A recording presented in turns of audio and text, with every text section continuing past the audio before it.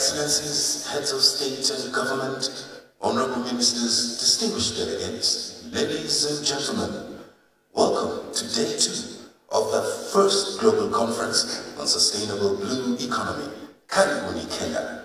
This segment brings together governors, mayors and local governments to explore the connection between urban development of our water-facing cities and the impact of the marine environment.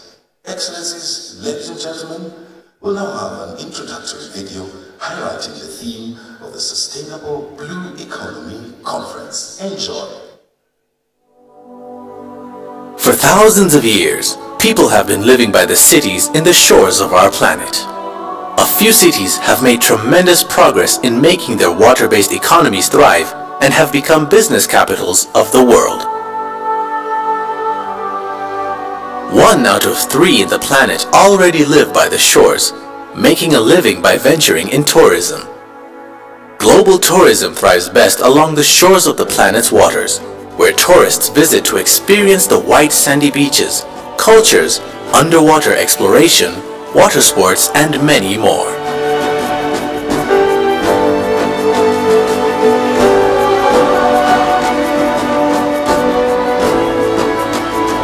Maritime transport has risen globally, with cruise ships being identified as the fastest growing sector in the marine leisure and transport industry, providing unique experiences, sustainable jobs, and investment opportunities in this sector.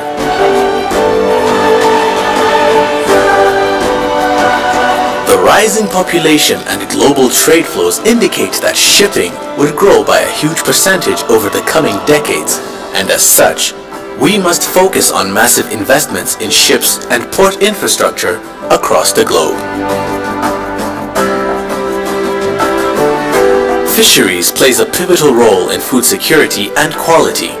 By focusing on sustainable solutions in the sector, our planet will see an increase in sustainable stocks and better fishing communities that support the sector throughout the planet.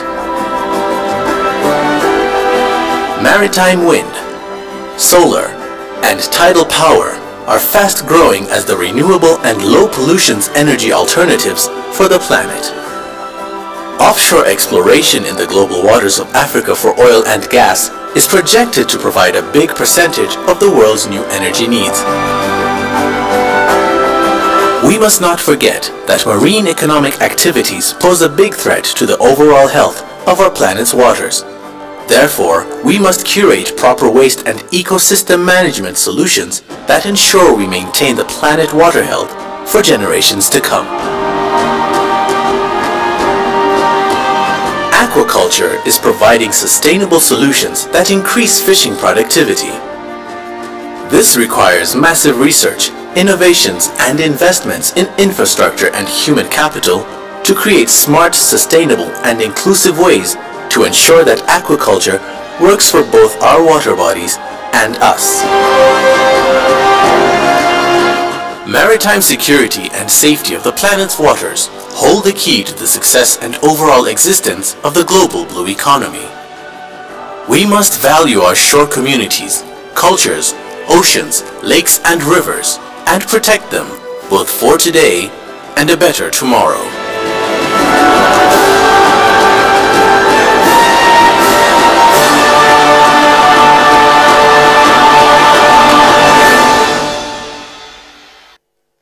Excellencies, distinguished guests, ladies and gentlemen, it's now my pleasure to invite His Excellency Mike Mbuvi Sonko, Governor of the great city of Nairobi, to make his welcoming remarks. Welcome, sir.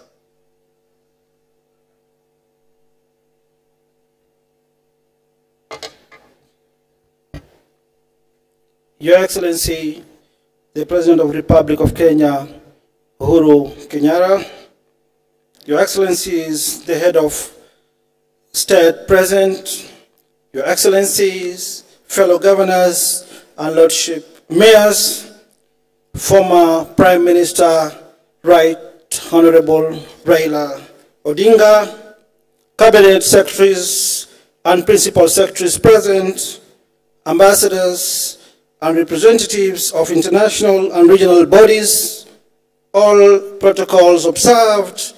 ladies and gentlemen. It is my pleasure to join you for this important conference that seeks to explore the social and economic potential of our oceans, lakes, rivers, and all water bodies. Let me start by extending a warm welcome to Nairobi City. Our hospitality is unmatched, and I'm confident that you'll enjoy your stay here very much. Nairobi is proud to be the first city in the world to host this very important and exciting conference.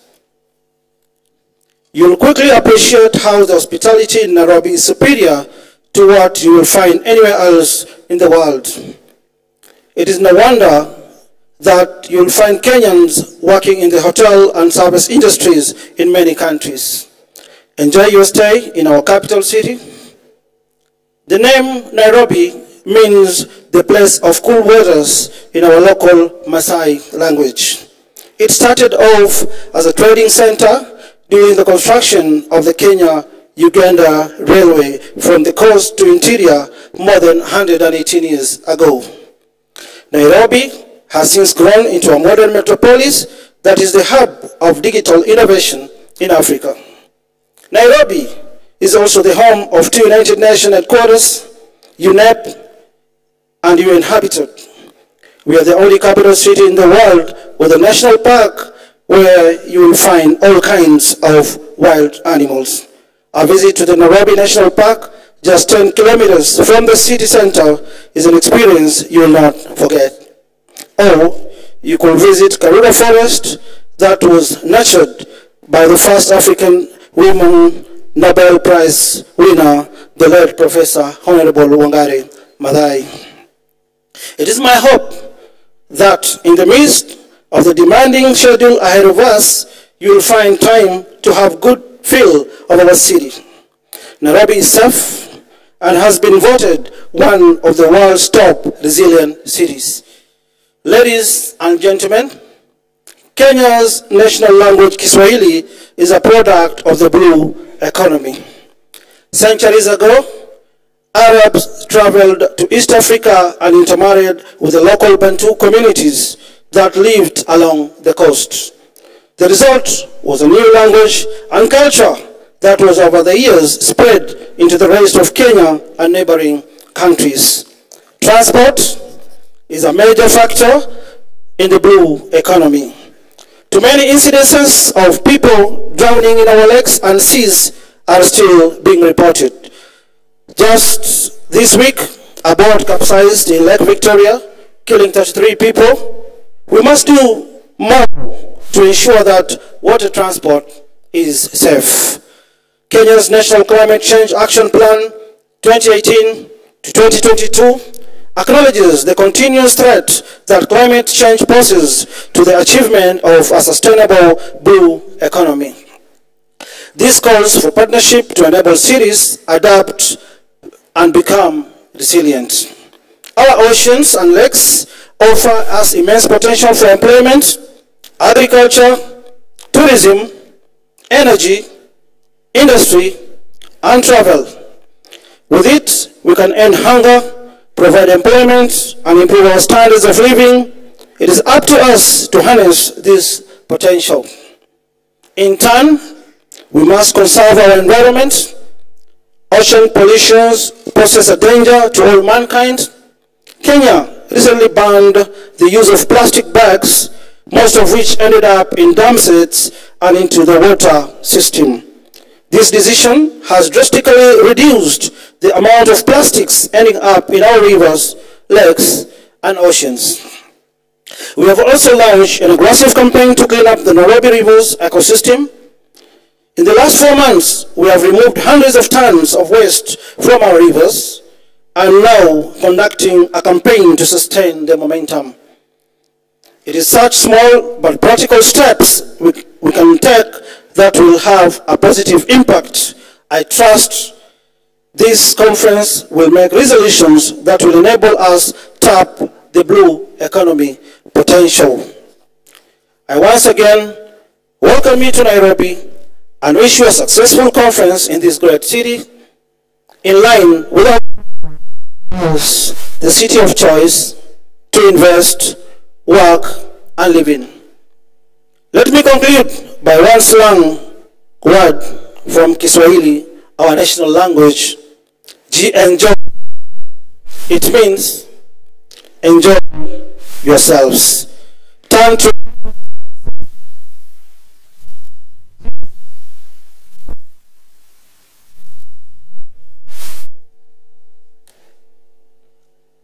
Tesana, Your Excellency, Governor Mike Sonko, for the warm welcome.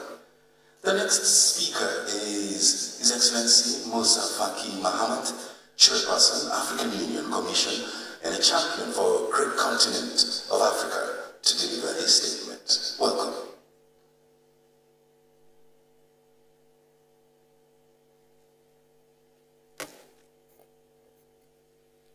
Your Excellencies, distinguished guests, ladies and gentlemen, I'm happy to participate in this event, and I wish to thank His Excellency President Uhuru Kenyatta for taking time to lead this event despite his heavy agenda. It shows his interest and commitment to the promotion of the blue economy in Africa. I'm particularly pleased that mayors and local authorities of coastal and lakeside cities, where the blue economy is already a driver of economic growth, are linking it with city, community, and people-focused development.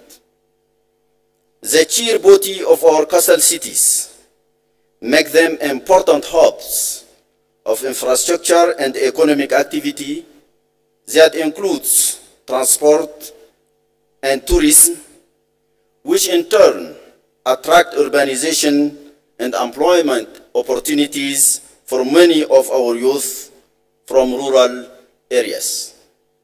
However, as governors and mayors of these cities, you know better than many of us of the tremendous challenges in managing these fast-growing urban centers and ensuring basic service delivery, such as, but not excluded to, water and sanitation. In the effects of global warming threatening their livelihoods and the social fabric of entire communities, as fish stock fall, rising sea levels cause massive erosion of our coastlines, and pollution contaminates our freshwater reserves and poisons the seas.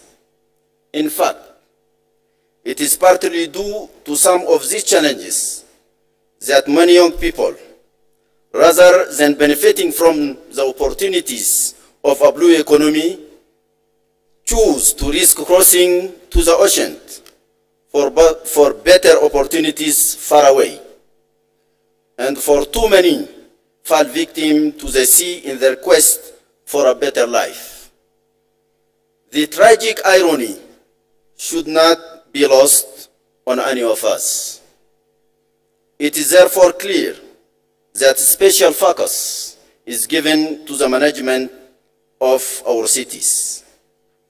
This is part of the paradigm shift needed to fully integrate the blue economy into our national and local planning strategies. Africa has clearly conveyed its priorities with the adoption of the Common African Position on Habitat 3 in Kigali, July 2016, that calls for a new African urban agenda that accelerates inclusive growth and transformation through, and I quote, the urgent need to harness the transformative potential of urbanization and its various facets to facilitate the reduction of poverty in all its forms and inequality, as well as achieve an inclusive, integrated, prosperous, stable, and peaceful Africa, driven by its own citizens and representing a dynamic force in the global arena. All of us seated here have a stake in this endeavor. Organizations like the United Cities and Local Governments of Africa, together with the experience of our global partners, many present here today, offers rich experiences from which Africa can learn. The outcome of your deliberations can help formulate strategies and provide guidance to our member states in how to develop the blue economy for the benefits of our cities and citizens. I wish you fruitful deliberation. Thank you.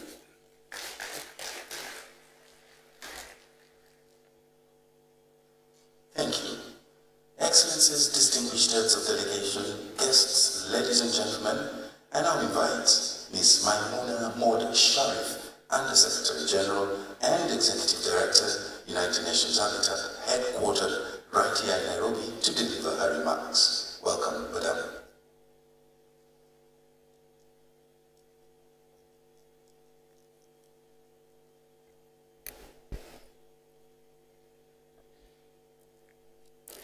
His Excellency, the President of Republic of Kenya, Mr. Uhuru Kenyatta, His Excellency Right Honorable Raila Odinga, former Prime Minister, Honorable Governor of Nairobi, Mr. Mike Sonko, Excellencies, Honorable Presidents, Ministers, Governors and Mayors, distinguished guests, friends, ladies and gentlemen, a very good morning to all of you.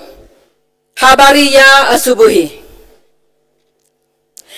I'm very honored to share with you a few remarks at this session on cities and urban space in the world, the future of cities and the blue economy of the governors and the Mayors Convention. I would like to especially thank the President of Kenyatta and the government of Kenya for bringing us together to reflect on how the world can develop and transform sustainably, taking into consideration and protection, conservation and restoration of our crucial water bodies. As you know, many urban centers are located along coasts and waterfront around the world. And with many larger cities situated in coastal zone, this trend will not stop. The growth of coastal cities continues. Therefore, cities are truly at the forefront of the blue economy, both in terms of challenges and opportunities. Let me share with you some statistics.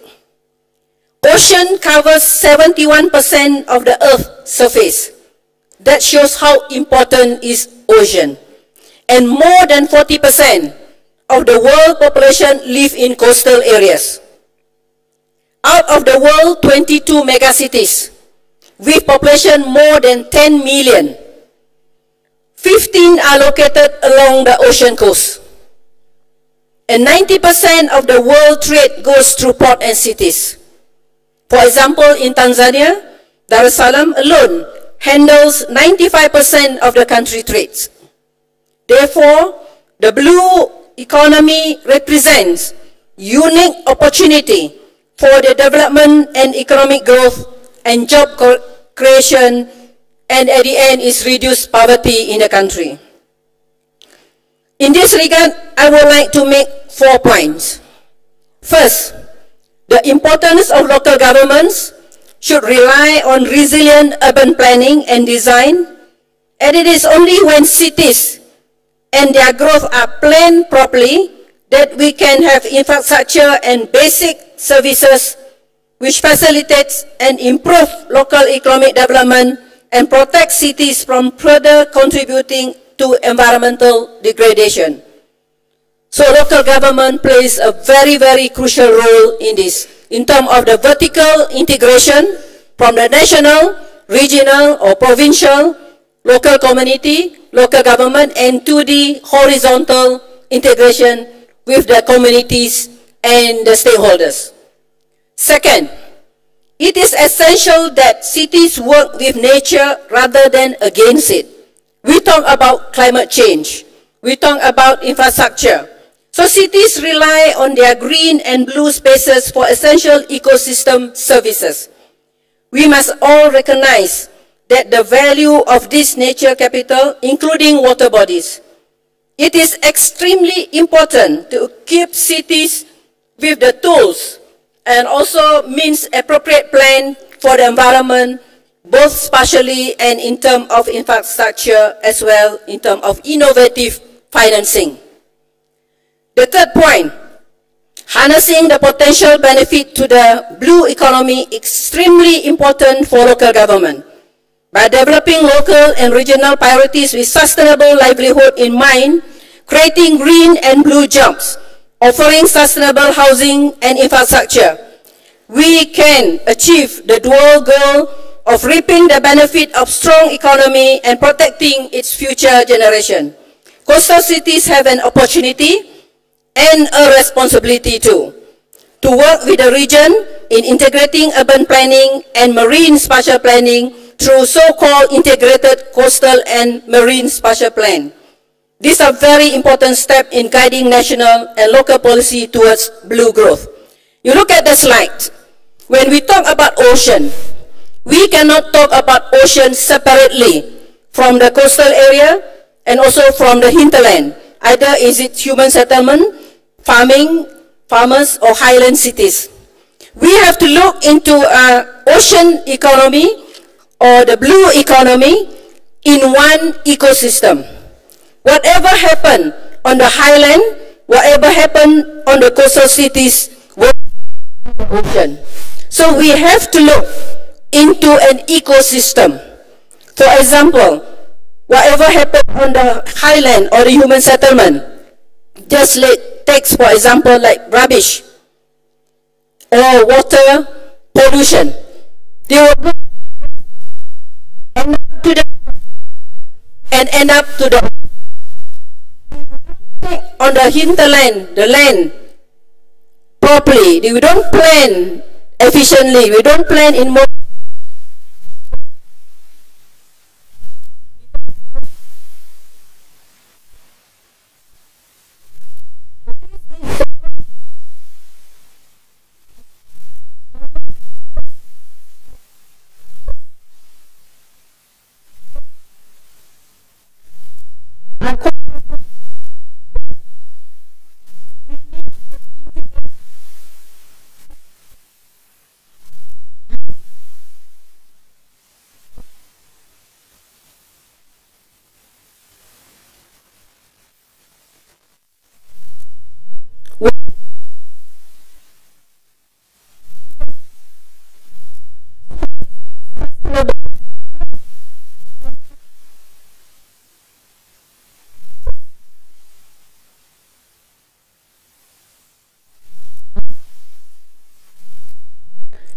This is very, very important. I think the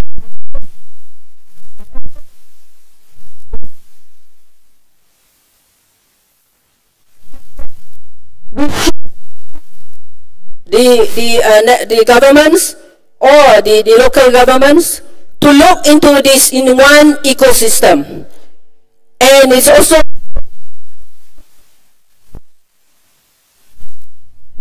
of maybe on the housing, ministries of the agriculture or fishing or even on the land. And by having one solid plan which can be implemented at the local level by the community. This is very important that we know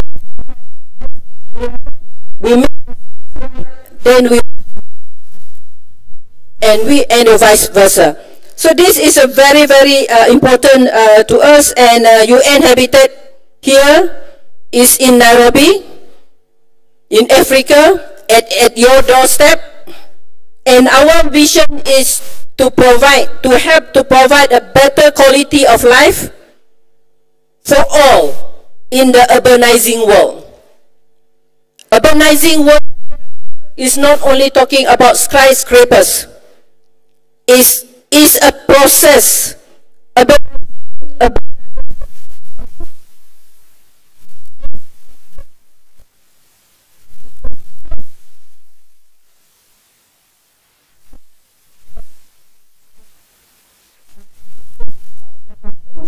so it's very, very important that urbanization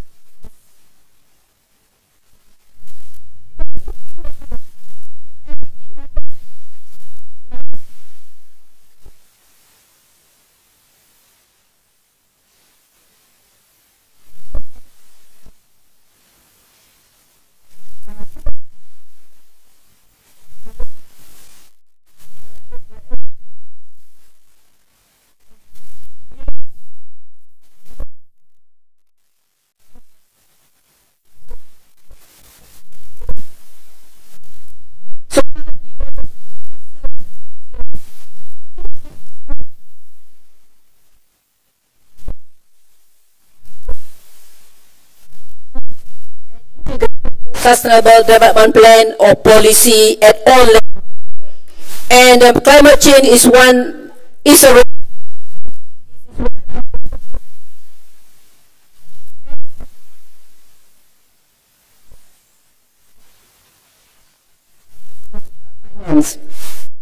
I also want to share with you, Excellencies, on the 23rd of November, last Friday, the young people, the youth, have the conference, Youth and the Blue Economy Conference at the UN compound.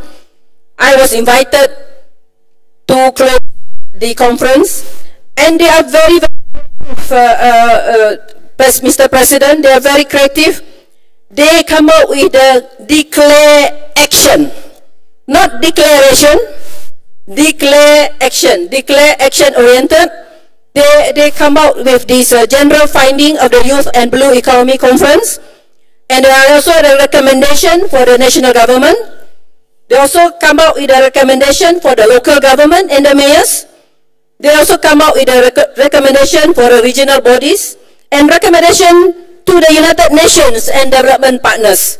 And I urge the mayors to adopt this youth declare action. Was given by around 300 participants in Nairobi complex last Friday on the 23rd of November. This is a very, very good conference, and also what is UN Habitat's role here? As I said, we are at your doorstep. We are here to collaborate, to partner with all of you here, and we also have a booth at the exhibition, and we also came out with a report. If you can go to the booth, it's Blue Economy UN Habitat reports. So as an ED, I got to promote UN Habitat also, Mr. President. Otherwise, my colleague will be angry with me. Yeah, but I mean, to be serious, we are here to help you. We are here to partner with anyone who would like to partner with us, and so that we can come out and achieve this Sustainable Development Goal, the 17th Sustainable Development Goal. So talking about what happened at the ocean, I think during the work, we took solid waste management. We can see that why solid waste management related to the blue economy. But if we don't take care of our waste, here is solid waste, is many types of waste, even the water and liquid, but talking about solid waste, it will end up in the ocean. And I'm very, very happy that the governor of Nairobi is with us, and we are going to have the third cleanup. The first cleanup I attended in Mombasa, second cleanup is in Nairobi, and the third on the 1st of December cleanup in Matare. together with the community, together with the school, together with the Nairobi. Thank you very much, governors, for joining us. And here, why we choose solid waste. And there is not only, our duty is not only cleaning up. We will also give advocacy and outreach. First, if you have to generate waste, try to reduce it. And recycling and reuse. And I would like to share with you the first R, rethinking. Before we consume anything, rethink, do we need this? Do we need that? And also try towards zero waste. So this is because it will have a link. Whatever happened on the hinterland or on the land, it will go into the ocean. It is very important. And again, that in UN Habitat is also already helping. We already have the task force to help to realize the Mr. President, your 4 pillars. Remember what we discussed? We already have set up the task force. So we have the meetings for the housing, for health, food security, and manufacturing. So again, my message is that if we get our cities right, through holistic and sustainable development plan that fully integrated coastal freshwater bodies, the potential to transform marine resources into prosperous development is infinite. There are a lot of opportunities there, but we make our cities right. So mayors and governors from around the world are convened here today. This is a powerful example of the important role of the local and national government play in determining their own or our own futures to make our cities and city region more sustainable. I'm proud to be part of this momentum, and I hope that we can create a long-lasting impact together. Thank you very much for your attention. I follow.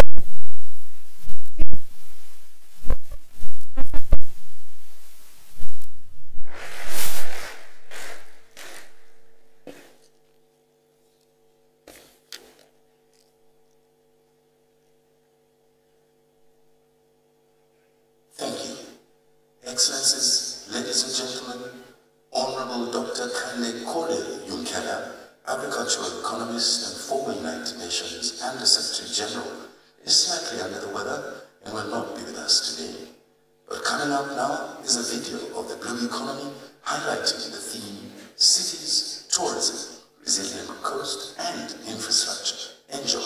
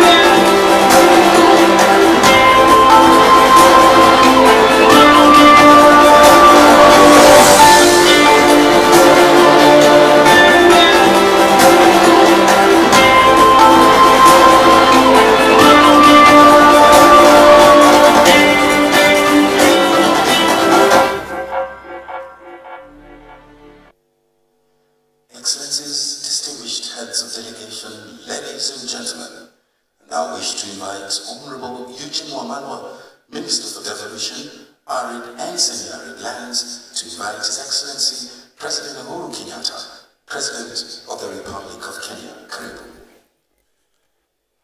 Excellencies, ladies and gentlemen, may I start by welcoming you to this convention and also welcoming you to Nairobi, the green city in the sun. And we want to thank you very much for coming with blessings of rains. We didn't have a shower this year on 27th of November, 3 years ago. We were blessed to host the Pope for the first time. And on 27th of November 2015, we had drought. We tried to make Nairobi green by growing grass, but that time we did not succeed because of drought. Today you have come with blessings of rains, and Nairobi has never been more greener or beautiful. And we must thank Governor Sonko and his team for making Nairobi more beautiful than it's ever been. And some still believe climate change is a hoax. But this same day, 27 November 2015, it was drought. Today, 27 November 2018, there are showers since you came here. We thank you for the blessings. We also want to thank our governors and mayors for coming here. And this is the first Blue Economy conference we are hosting. It is also the first governors and mayors convention that we are hosting together with the Blue Economy conference. It is because most of the resolutions we'll make here today, most of the commitments we make here will have to be implemented by our counties, by our cities, and that is how important they are to be here with us today. In 2010, we had a new constitution in our country, creating 47 counties, and this same constitution gives the responsibility for planning and managing of our urban areas to our counties. And we are happy that most of our governors are here, and we are going to be working together, and this is the reason why this meeting is very important to us. 3/4 of all the large cities in the world are located by the sea, or next to a river, or next to a lake, highlighting the importance of water bodies in the establishment and growth of urban areas. We are therefore seeking to learn from these cities of the world on how to unlock the potential of our own cities and towns that are by the sea, like Mombasa, like Kisumu, and I saw Professor Anyang here, the governor of the beautiful lakeside city of Kisumu. And this is important and in line with Sustainable Goal number 14, which is to conserve and sustainably use our oceans, seas, and marine resources for sustainable development. It is also in line with SDG number 1 for ending poverty, SDG number 2 for food security, and SDG number 8 for decent work and economic growth, particularly for our youth, who are the majority in our cities, in our countries, and who will also be the majority in terms of beneficiaries of what we do here through this Blue Economy Conference. I was seated next to my colleague from Seychelles, the Minister for Environment, Wallace Cosgrove, and he told me that his president, President Danny Fall, was recently given the award of being the African Blue Economy Champion.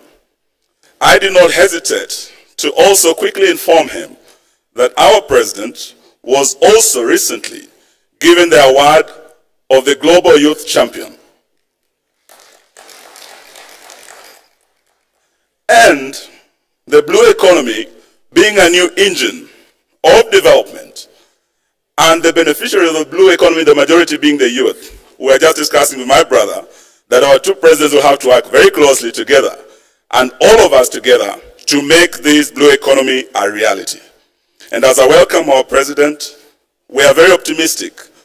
As a youthful nation, he has given us hope. As a youthful continent, he has given us hope that our best days are not in our past. Our best days are ahead of us, especially when we open new frontiers, when we tap into the untapped potential of the blue economy. And ladies and gentlemen, it is my great pleasure to now introduce His Excellency, President Uhuru Kenyatta, to speak to this convention. Your Excellency, please.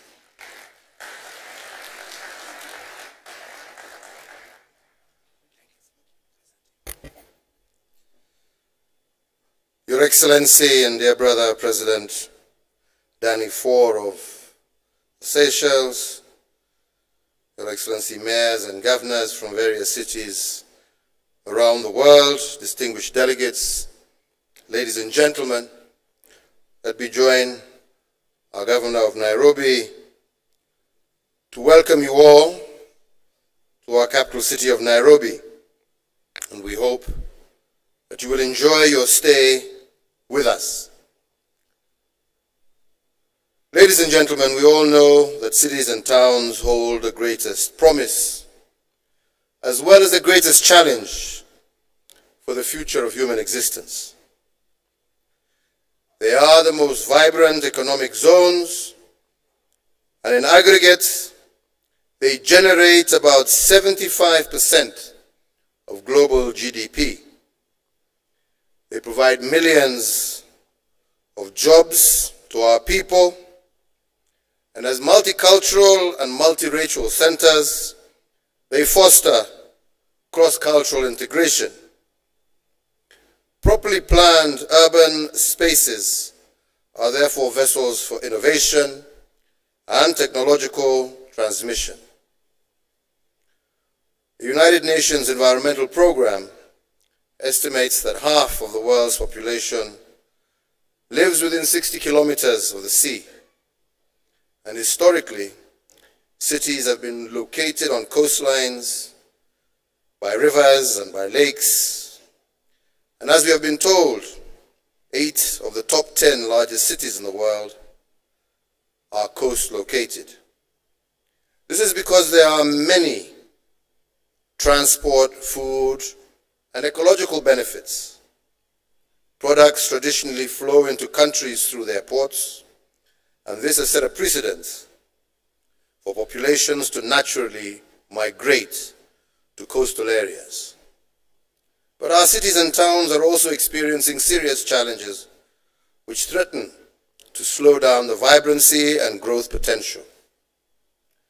For example, over 748 million people lack access to clean and safe water for drinking, and another 2.5 billion around the world lack decent sanitation systems. We therefore highlight 4 areas that we should focus on to address the challenge that we face in our urban areas. The first is sustainability. The challenge is both clear and urgent.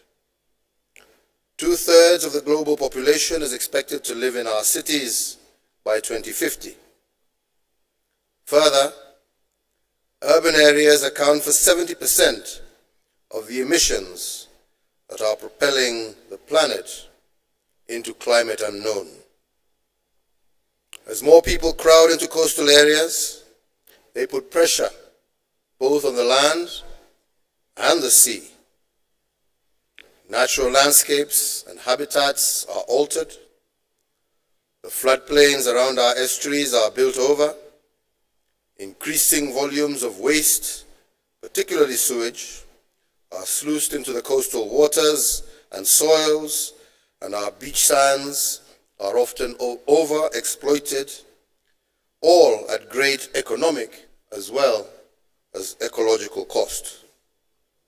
We therefore urgently need to give priority to resource use implementations and environmental impacts of urbanization. In planning the cities, we need to make them more compact to avoid urban slump and economize on the land under concrete. Second, we need to improve the resilience of our communities. Our grand vision should not just be about building cities and towns, but rather also about creating jobs and livable neighborhoods for our communities. We need livable neighborhoods where design encourages people to walk or cycle or use efficient and affordable public transport. Third, we need to protect the environment. We must continue protecting and preserving public green spaces. Pollution and waste management is the greatest threat from all our cities. Inefficient transport systems and buildings produce about 50% of the greenhouse gases, contributing significantly to undesirable climate change. This requires urgent attention from all of us all over the world. One of the biggest resulting threats to cities around the world is also the sea level rise, caused by the expansion of water at higher temperatures and the melting ice sheets on the North and South Poles. Recent studies by our scientists estimate that 275 million people worldwide live in areas that will eventually be flooded at 3 degrees of global warming. Although sea levels will not rise instantaneously, the calculated increase will be locked in, and at a temperature rise of 3 degrees centigrade, meaning that they will be irreversible, even if warming eventually slows down. Similarly, we should innovate and deploy renewables to make our buildings, transport, and industries more energy efficient. We can utilize waste by moving from waste management to resource management and reducing as well as reusing and recycling materials. And fourth, strong accountability and transparency mechanisms are also imperative. Societies thrive when they are open and transparent, and when public participation in policy and decision making is optimal. We need to devise new and innovative ways of engaging the creativity of our citizens in order to tap into their genius and innovations. This conference, I believe, is therefore timely. Your diverse experiences across the world, the challenges you face, as well as the success stories, are crucial as we all work together, government and non-government entities alike. Here in Kenya, a number of our cities and towns are located along our coasts, lakes and rivers. Mombasa, Malindi, Kisumu, Nairobi, in particular, offer investment opportunities in renewable energy, tourism, fish processing, storage, maritime transport, and shipping, amongst others. Many more opportunities are also available in water supply, sanitation, as well as waste management. Our counties here in Kenya have put together a portfolio of bankable investment projects in these areas. Many of these are at the exhibition at this conference, and I invite all of you to engage with our counties on these projects and to explore with them how you can collaborate together. We look forward to enhanced collaboration between city to city, town to town, and with governments, international organizations, and the business sector to sustainably grow our cities and our towns. Ladies and gentlemen, I believe we have a once-in-a-lifetime opportunity to shift increased urbanization onto a more environmentally sustainable and socially just path. Decisions made today on urbanization and land use models, as well as on critical infrastructure, will determine whether our investments are future-proof or whether they lock us onto an unsustainable future. The burden is heavy on national governments, but also on mayors and governors of cities to establish a new model for city governance and politics that support imaginative business propositions and experimentation. I wish you all fruitful deliberations as you engage one another through the course of the day. Thank you for your attention. Thank you very much.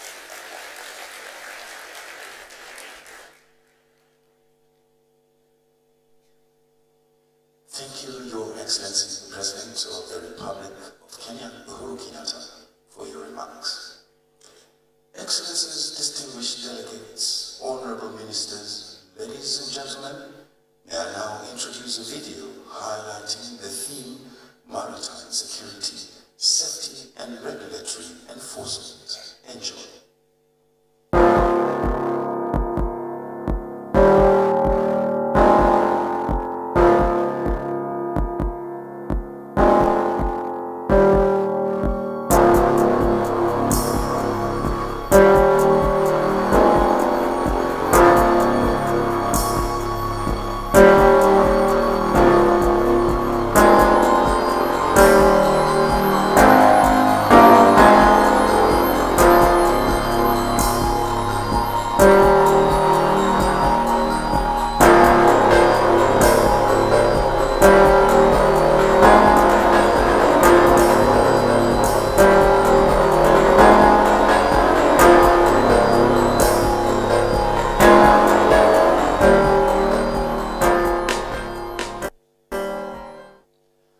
Excellencies, honorable ministers, distinguished delegates, ladies and gentlemen, it's now my pleasure to invite Honorable Wallace Kosko, Minister of Environment of the Republic of Seychelles, who will invite His Excellency Danny Ford, President of the Republic of Seychelles, an African Union champion on the blue economy. Welcome, Honorable Minister. Your Excellency, President of the Republic of Kenya, Mr. Uhuru Kenyatta, Excellencies, Governors and Mayors, distinguished guests, ladies and gentlemen, good morning. A successful transition to a blue economy means that countries could better measure the region's rich marine resources, better manage its ocean space, and ultimately achieve greater prosperity from sound management of the oceans. As you know, Seychelles is the first country in Africa to establish a dedicated blue economy department, and the blue economy sector is undisputedly identified as the primary engine for economic growth. Blue economy is also considered to us as an opportunity to address pertinent subjects such as pollution, climate change, ocean acidification, thus the overall preservation of the oceans. Looking ahead, oceans, climate, and sustainable development are firmly on the global agenda and that of the African Union as well.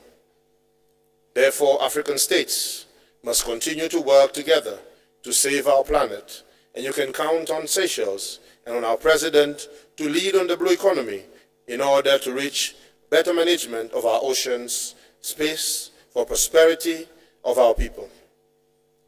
It is thus my pleasure to invite the President of the Republic of Seychelles and the champion of the blue economy, development of the blue economy in Africa, His Excellency President Danny Ford, to deliver his speech. Excellency President.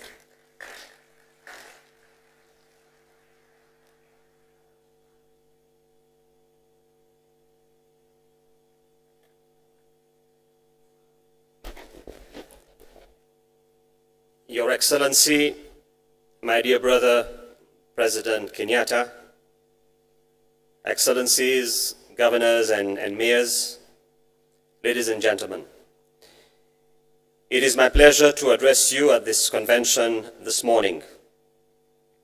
I would like to reiterate my congratulations once again to the Republic of Kenya for hosting and the success of the Global Sustainable Blue Economy Conference, the first of its kind in continental Africa. I would also like to commend the African Union for placing the blue economy on Africa's development agenda.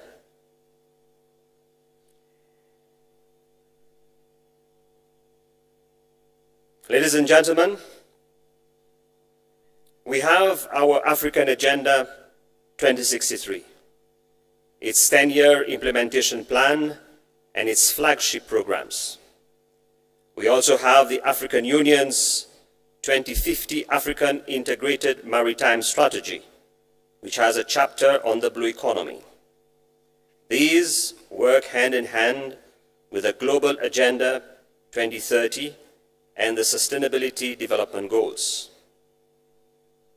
Our task together is to build upon these achievements, to harness the potential of the vast ocean resources that surrounds us.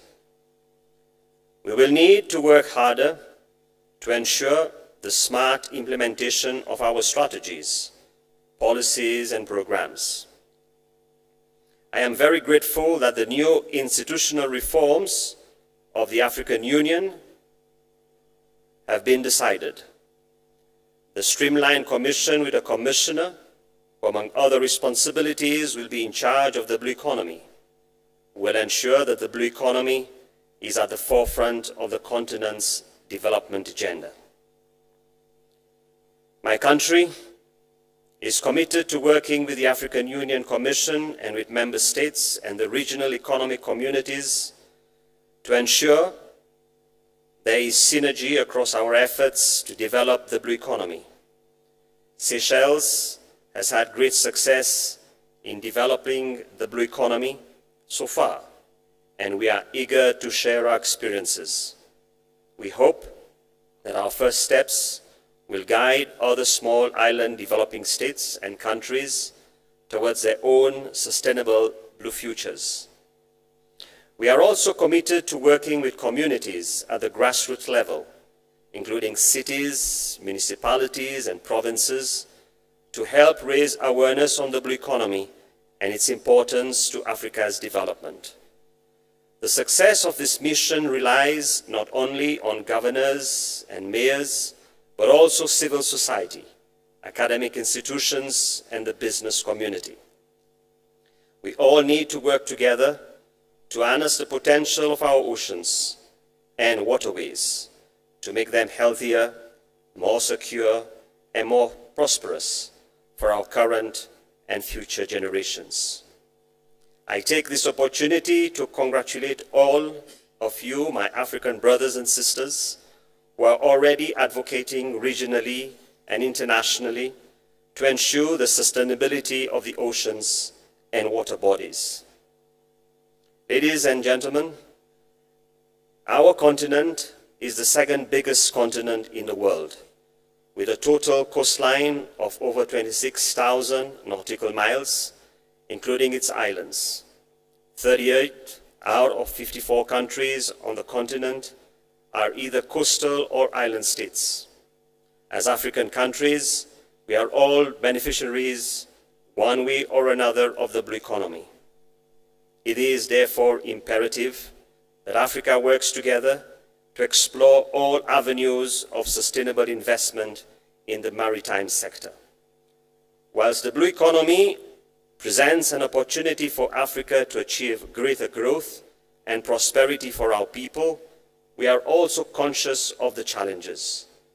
These include the capacity to understand and better manage the many aspects of oceanic sustainability, the frameworks in place to ensure collaboration across the public and public sectors and across nation states for the sustainable management of ocean resources. It is essential that we better manage our blue economies. These challenges are not a deterrent for sustainable development. On the contrary, appreciating the challenges allows for more informed planning and mitigation against them. One of the prerequisites of success of the blue economy agenda is collaboration. Collaboration and collaboration. Collaboration at the national, regional, and international levels. We thank the critical role that partners have played in this process in the past.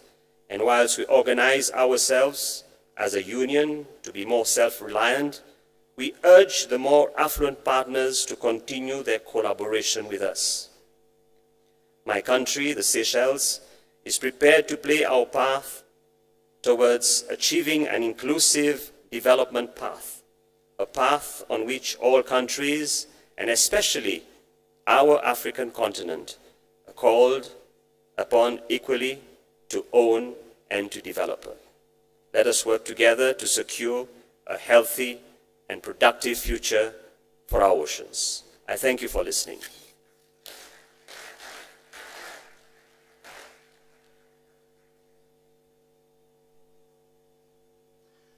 Thank you, Your Excellency, Daniel Fo, President of the Republic of Seychelles and African Union Champion on the Blue Economy. Excellencies, distinguished delegates, ladies and gentlemen, we now have a video highlighting the theme Sustainable Blue Economy Conference. Enjoy.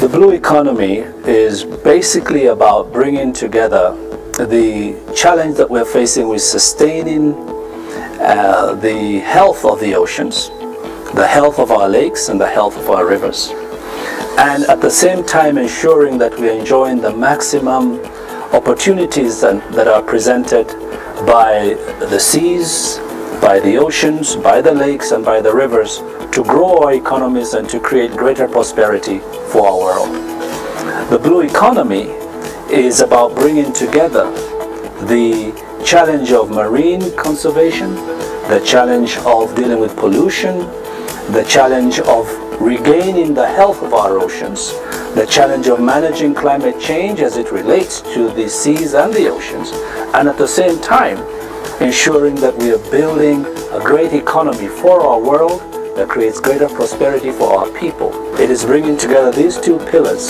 so that we can have greater prosperity and have a safer planet in which to live for our children. For Kenya, the hosting of the Blue Economy Conference is a singular determination of the President of the country. Oceans, we know, not only provide great value in maintaining life, sustaining climatic conditions for all of us, but also provide enormous value in the form of the blue economy that can be tapped to help accelerate economic growth and fight poverty in many of our nations. It is His Excellency the President who has recognized that we have not been able to maximize the opportunities for our country, for our people, for our environment that have been brought about by the fact that Kenya is blessed with having the seas, over 1,000 kilometers of sea-facing land and cities and populations, millions of people living along our lake regions and our rivers, and yet we have not been able to maximize the opportunities presented by these enormous and greatly rich water sources for our economy and for our people. Welcome to the Sustainable Blue Economy Conference in Nairobi, Kenya. It is your opportunity to make your contribution to make this a more prosperous world while making sure we protect our planet.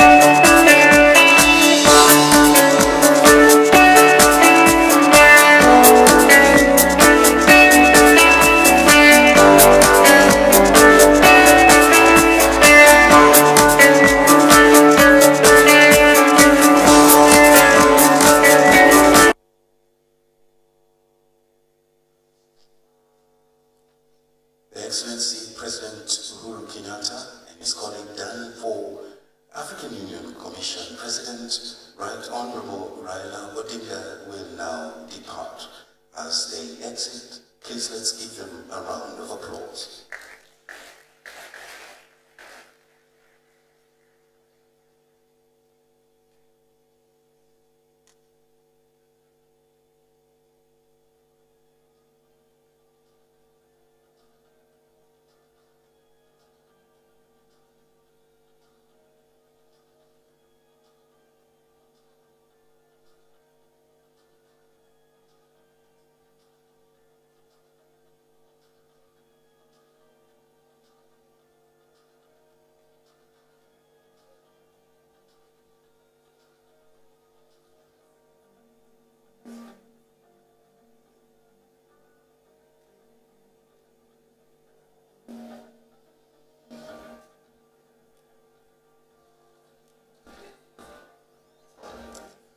Please remain seated.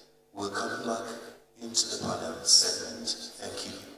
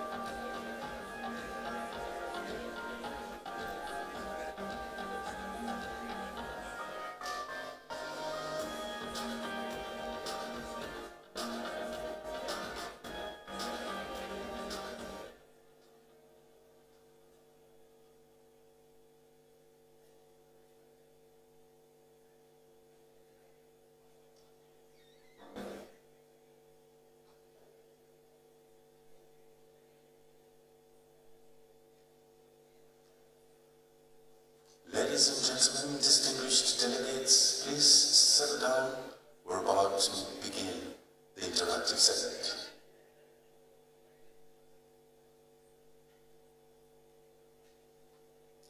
Ladies and gentlemen, distinguished delegates, please settle down.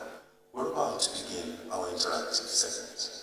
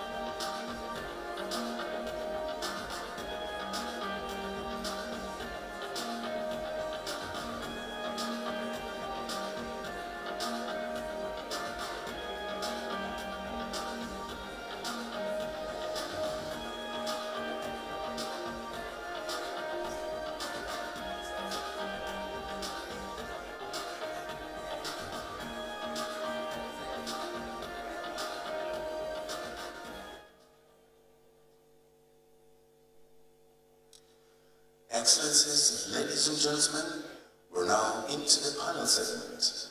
The first section will be addressing waste management and the circular economy and will be moderated by Dr. Jennifer O'Leary. Dr. O'Leary is the Director, Africa Oceans Strategy at the Nature Conservancy, Mombasa. She will welcome her panelists.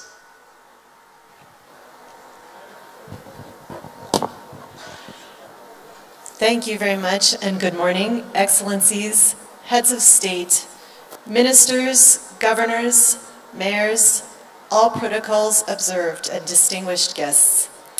I'm very pleased to present the speakers for our first panel, which is on addressing waste management and the circular economy. Our first speaker today will be Mr. Nelson Baotang from Network Engineering, Niplast Ghana Limited. Karibu sana.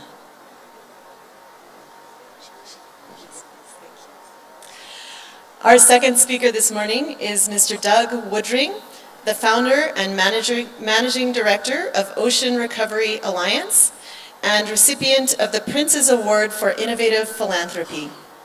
Karibu. And our final speaker today is visiting Kenya from the Philippines, Honorable Jose Antonio E. Goitia, the Executive Director of the Pasig River Rehabilitation Commission in the Philippines. Thank you for joining us.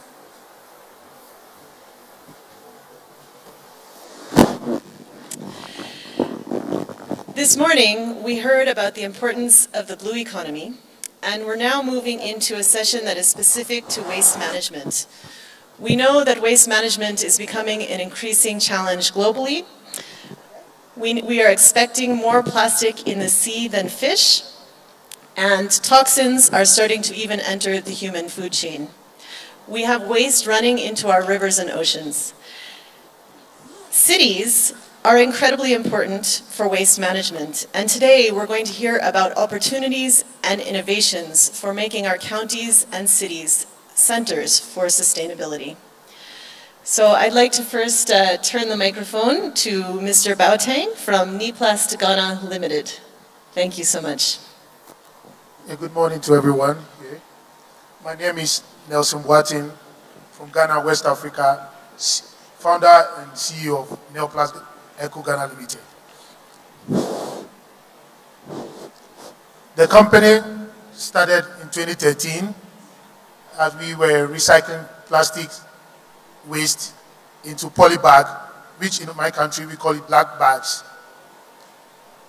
I have been in the plastic industry at the age of 13 because by then my parents were finding it difficult to take me to school. So I have to work for myself in order to pay my fees. So whilst I was working, I was at the same time going to school. 2012, the company shareholders decided to sell the company because there was some misunderstanding between them. So they put on a notice board that anybody who will find a buyer is going to get a commission, that's 5% from the total amount sold. So I was very lucky and I got that opportunity. So the money that I got from the selling of the property, I set up my own small company and I employed those workers that were about to lose their job to the company. So we were into plastic bag manufacturing by then. So we were making good profit then, but the problem was our end product was polluting the environment. 2015, June 4th, there was a very terrible flood in Ghana, the city. So the government decided to rather ban the plastics. He actually put a threat on the plastic manufacturing company. I became very shocked and afraid because plastic is what I know all my life. So I asked myself, what will I do to keep me working again? That is when I came up with this innovation by turning all kinds of plastic waste into paving blocks, except PVC pipes, to pave roads.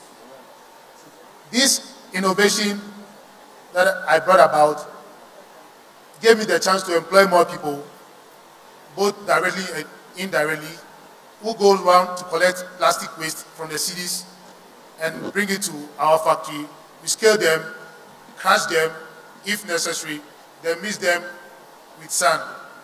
We first started by burning the plastic in a metallic drum. By then, I was still polluting the environment. I asked myself another question: what will I do to reduce this pollution? It's there that I came about with a plastic and sand extruder that does not emit more gases into the air, but rather melt the plastics into paste form. Then this paste form is being put in a mold and pressed under hydraulic press for us to get the blocks. The innovation brought more people on board. I had some directors at hand who are also helping me in the administration side, because I love to be in the factory. I love to stay with the workers because I've been there, and factory, being in the office doesn't make me happy than being with the workers for us to share ideas on what to do. Now we have 74 workers directly employed and over 300 workers indirectly employed around the cities and community. We are trying to recycle about 70% of Ghana plastic waste, because Ghana is generating about 22,000 tons of plastic annually, and only 7% is being recycled. The rest are just on the landfill, costing the government huge sums of money to manage this waste. Nelplast innovation keeps other business alive, because when the government ban the plastics, it's not going to affect only the plastic industry, but also companies that use these plastics as their packaging material will also be affected. So our innovation is here to keep other business moving, and also to keep to limit the unemployment issue in my country specifically. So that is how we started. Thank you. Thank you so much, Mr. Boateng. I think the slides did not move forward, so maybe we could very quickly just take a minute so that they can see the pictures of your innovations, if that's okay. So if the slide people could please click us through quickly. I think we've heard about the story, a bit of Ghana's story, so you can just guide them very quickly through your slides. Thank you so much. Sure, okay. So let's go to our innovation, because I've talked much about the Ghana story. So the picture you see there is Ghana. This is what happened June 4th, 2015. There was much flood, and all the problems were attributed to plastics waste.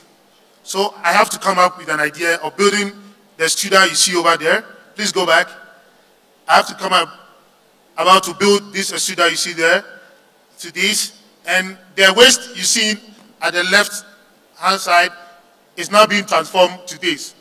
This is a famous church in my country that ordered for these blocks to be paved with our waste. Please, we can go back. Again, please. Okay, so basically we are using all kinds of plastics.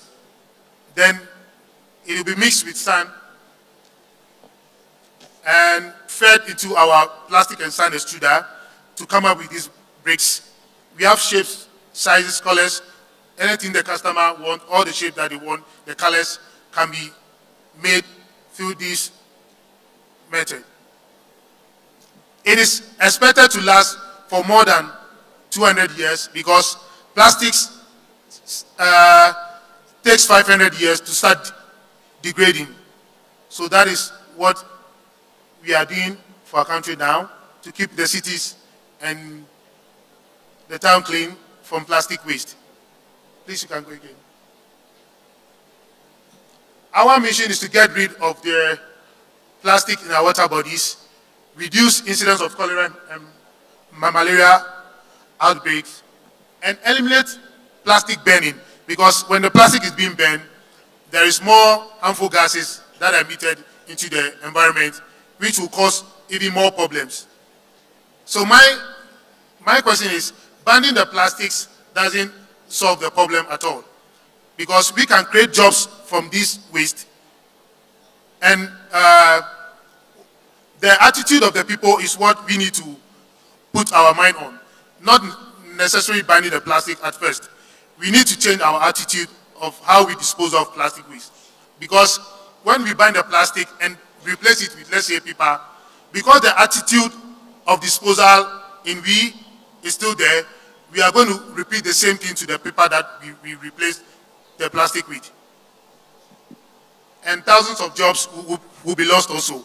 So we are trying to keep people working by coming up with this innovation, not necessarily of thinking of what we get by making the polybag, but what to keep the environment clean and also get people working. Thank you. Thank you so much. So I know I have a lot of questions about how we can apply this innovation in other places, other countries, in our cities and counties. Because of time, what I'd like to do is allow each of our panelists to speak for 3 to 4 minutes, and then we'll be able to have a group discussion where we include your discussion points and questions for all of our panelists. So I'd like to next introduce Mr. Doug Woodring, the founder and director of the Ocean Recovery Alliance. Thanks, Doug. Thank you very much. I would like to talk about a few very important parts, which you've heard a little bit about this morning, which is the importance of the land-based impacts on the ocean. And if the slides come up, I can walk through this a bit. But plastic and waste generation is obviously a city-borne problem. It's not an oceanic problem in most cases. And if we can, one of the programs that we have brought about is called the Plastic Disclosure Project.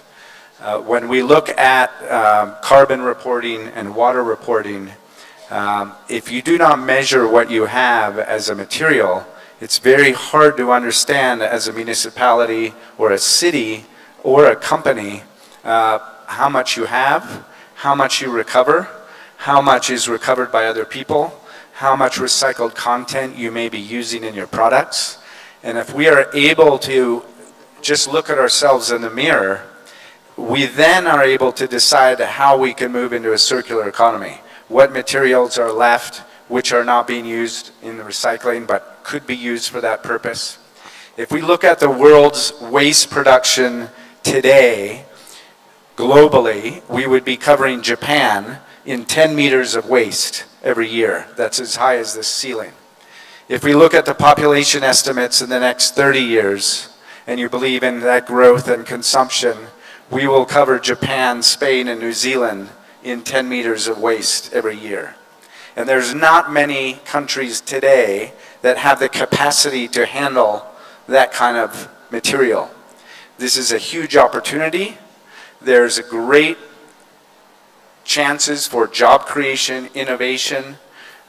Waste can be used in all types of means. And when you sort plastic, which is one of the top topics of the conference in the world today, you then can deal with organics also in a much better way, which means you have methane reduction.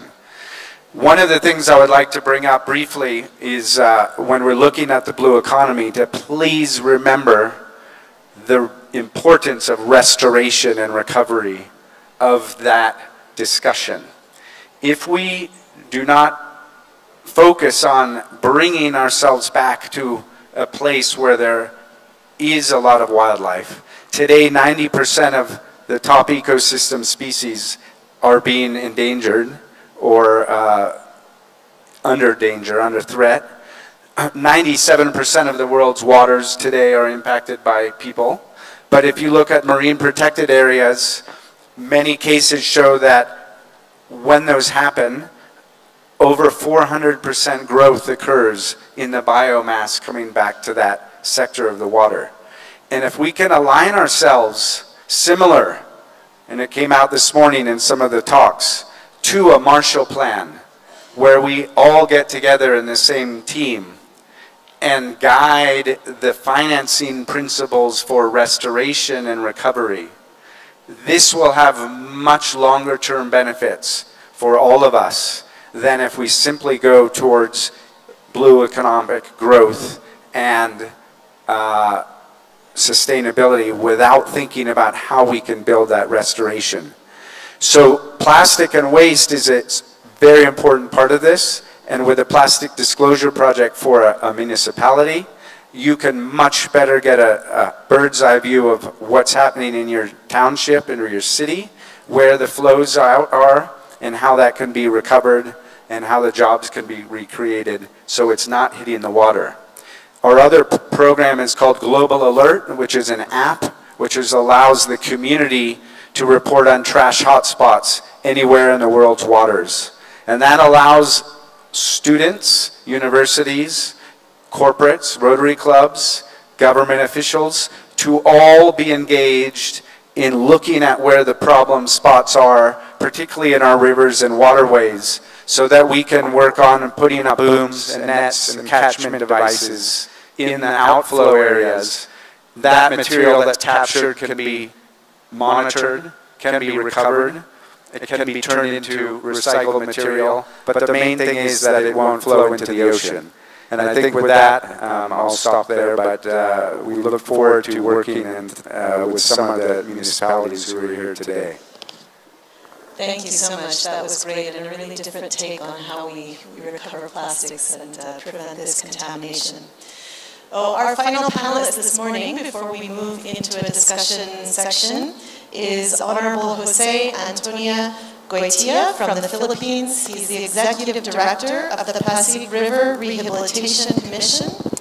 And from what I know about him, he has actually achieved the impossible by bringing back to life a river system. I just want to remind my speakers that because we don't have a clicker, please indicate for our technological team as you want to advance your slides. Thanks so much. To the distinguished Cabinet Minister, Heads of States, Governors and Mayors of Kenya, to the great and noble leaders of Africa, and to the representatives from different countries and organizations, my Ambassador, His Excellency Ambassador Uriel Garibay, Governor Mike Sonko, the Governor of the Province of Kenya, and in behalf of my President, Rodrigo Roa Duterte, and the Filipino people, Asante Sana, Katu Karibisha Hapa. Thank you very much for inviting us here. Habari ya Asubihi. Good morning to you all. It is my honor to thank His Excellency President Uhuru Kenyatta, President of Kenya, for having a strong determination and political will in hosting and pioneering the first ever global conference in the sustainable blue economy. This is such a great event wherein countries will learn how to build a sustainable blue economy. Our river in the Philippines, the Pasig River, is 27 kilometers of tidal estuary that cuts across Metro Manila, with Manila Bay in the west and Laguna de Bay in the east. It is composed of 47 tributaries with a watershed area of 600 square kilometers composing of 20 cities, municipalities in the metropolis and the Rizal province. It was a major navigator for commuters and for transporting local and foreign traders, articles of commerce during the Spaniards' occupation of my country. The entire Pasig River's rich and emblemished bio-network in the olden days used to provide abundant economic benefits to the early inhabitants. However, due to the pressures brought about by continuous urbanization from 1930 to the 1980s, the water quality of the river deteriorated as it became a vast dumping ground for all sorts of garbage, industrial waste, and pollutants. Sadly, in the 1990s, our river, the Pasig River, was declared biologically dead. The Pasig River Rehabilitation Commission was created in 1999 by then His Excellency President Joseph Ejercito Estrada. It is the lead agency in harmonizing the rehabilitation and development efforts of the Pasig River. With its members from different national and local government agencies and potent partners from the private institutions and non-governmental organizations, the Pasig River was set for a huge transformation. Since its creation in 1999 and congruent with its 4 core rehabilitation programs, it has achieved substantial accomplishments in easement recovery, riverbanks development and flood control, water quality improvement, and public information and advocacy and tourism. Now, thanks to the leadership of His Excellency President Rodrigo Roa Duterte, in aiming to accelerate the rehabilitation and development of the Pasig River by including into his priority economic agenda the Pasig River Ferry Conversions Program. Some of the tributaries and developed Estero de San Miguel. This is one estero in the heart of Metro Manila. Estero de Aviles, Estero de Valencia, Estero de Paco, and Estero de Uli.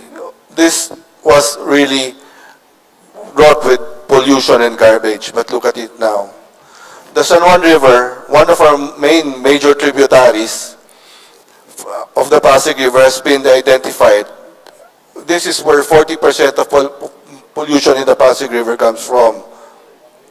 For lack of pecuniary resources and equipment to appropriately address the horrendous perennial situation in this river, substantial number of human resource from the 2 quick response team I put up in the commission, the River Watch Group and the River Warrior Group, have to be dispatched from time to time to do the massive cleanups manually for the use of floating rafts.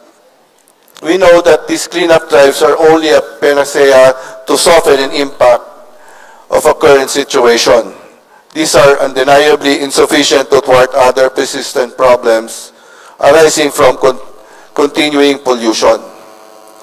To change the perception and attitude of affected communities towards the uses and benefits that could be derived from well-cared waterways, as well as to win the support of existing and prospective partners, we have intensified our efforts in pursuing various public information and awareness programs. Highlighted by the slogan, Puso para sa Ilog Pasig, that's a Tagalog word for love for the Pasig River. One of the perennial challenges posed to the PRRC is the controlled and sudden proliferation of water hyacinths, especially during rainy seasons. Although these are not considered as solid waste, they basically impede the navigability of the river, hamper the movement of merchandise and patrons of ferry operations, and reduce the flood conveyance capacity of the river. Water hyacinths, however, are found to have economic benefits to offer. Would you believe that? Properly processed, they can be woven to produce various handloom products like table mats, fans, slippers, bags, drapes, decors, etc. Thus, it provides an opportunity to generate employment and income to the marginalized communities along their waterways.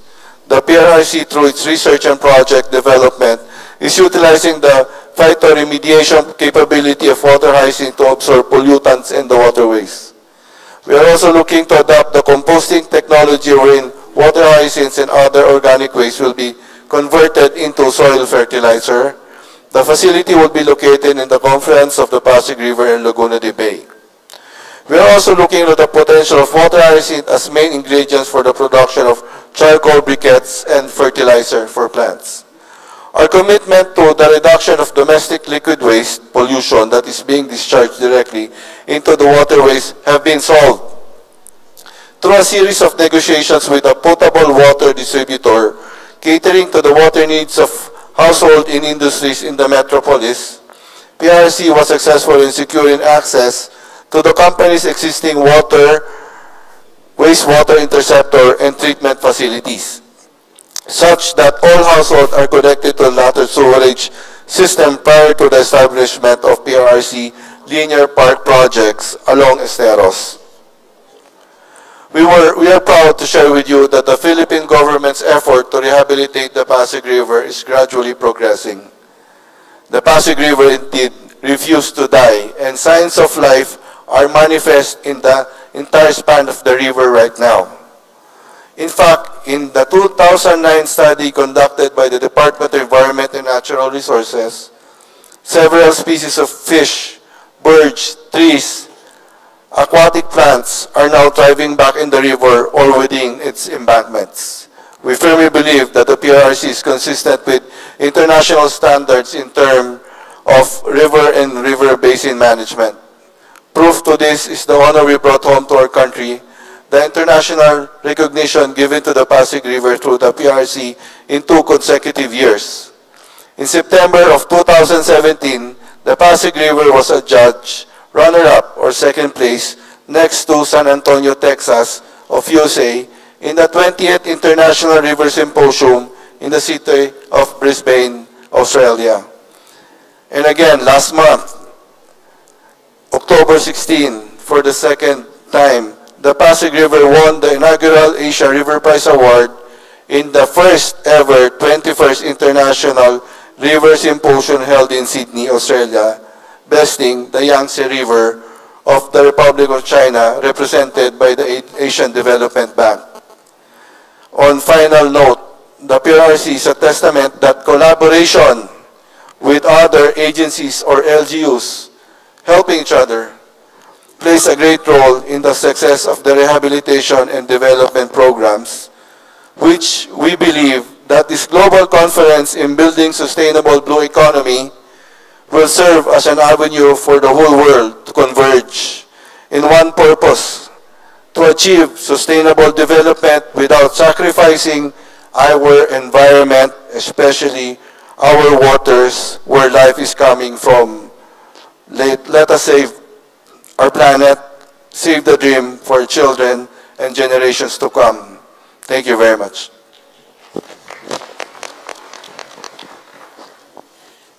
Thank you so much to all three speakers.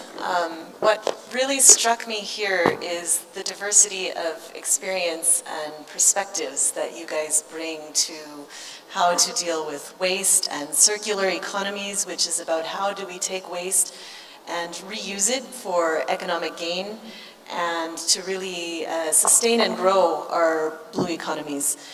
The expertise we have here ranges from an MBA, so a business degree, to a network engineer and governance experience.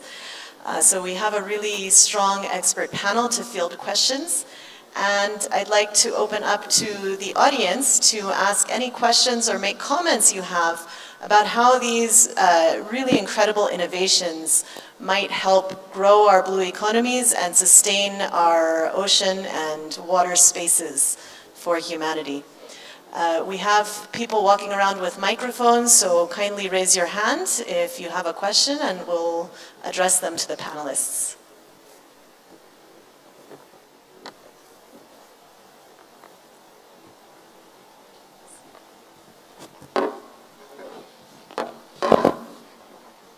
So I see we have a question here in the front.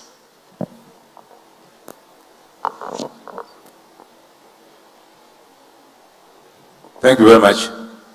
My name is Anyang Nyong'o, Governor of Kisumu County.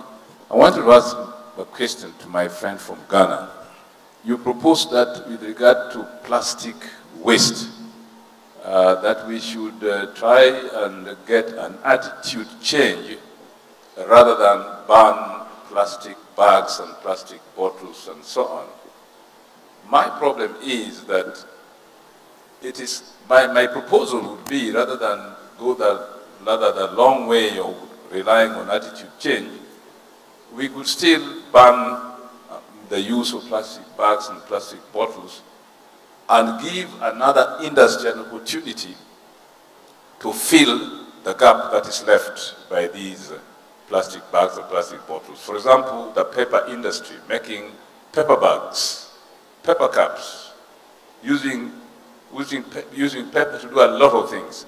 There's also another technology from India where you can use vegetables or vegetable waste to make bags which look like plastic bags, but they are biodegradable, which can create jobs and create the use of what could be waste to make a product that replaces plastic bags. Would that not be better than go the difficult way of attitude change? And you know how difficult it is to change the attitudes of our people. Thank you. If I may hear you right, you were asking why should we not use the paper bags instead of plastics? I cannot hear you clearly. What I'm saying is that your proposal was that we should not ban plastic bags. Yes. We should use them, or plastic bottles. Rather, we should teach our people to dispose of them better. My proposal is that's rather difficult, and it's a long process. The best thing to ban them, but replace them by using bags from paper raw material from paper. Okay, there's also a use of biodegradable matter to make plastic bags, which are themselves biodegradable. Thereby, we create more jobs and replace plastic bags without going the long route of attitude change. That's my point. Okay, thank you very much. I get you now. Okay, we shouldn't forget that paper bags also has its impact on the environment. More trees will be cut then, even if you use the jute bags. If you replace plastic with paper bags, we've not done anything. Because once the humans have the attitude of disposal to be very bad, we're still going to have the same problem. Our trees will be cut, and you know the impact to the environment. So banning plastics doesn't really solve the problem, but we need to work on our attitude of disposal. If you ban the plastics, more jobs are going to be lost than the people you are talking about, because there are a lot of big companies that uses plastics as their packaging material. And you can imagine the number of unemployment we will have. And one of the SDG goals is reduce unemployment. We shouldn't forget that. Paper bag is okay, but banning the plastics completely to replace it with paper bag doesn't solve the problem. We need to change our attitude of disposal. That is the best thing we need to do. Thank you. So please, Mr. Woodring.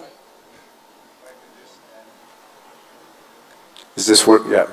If I could just add into that, it's important to remember that plastic bags are not the only cause of the problem of plastic pollution, nor are bottles. And I believe your technology can handle all types of plastic.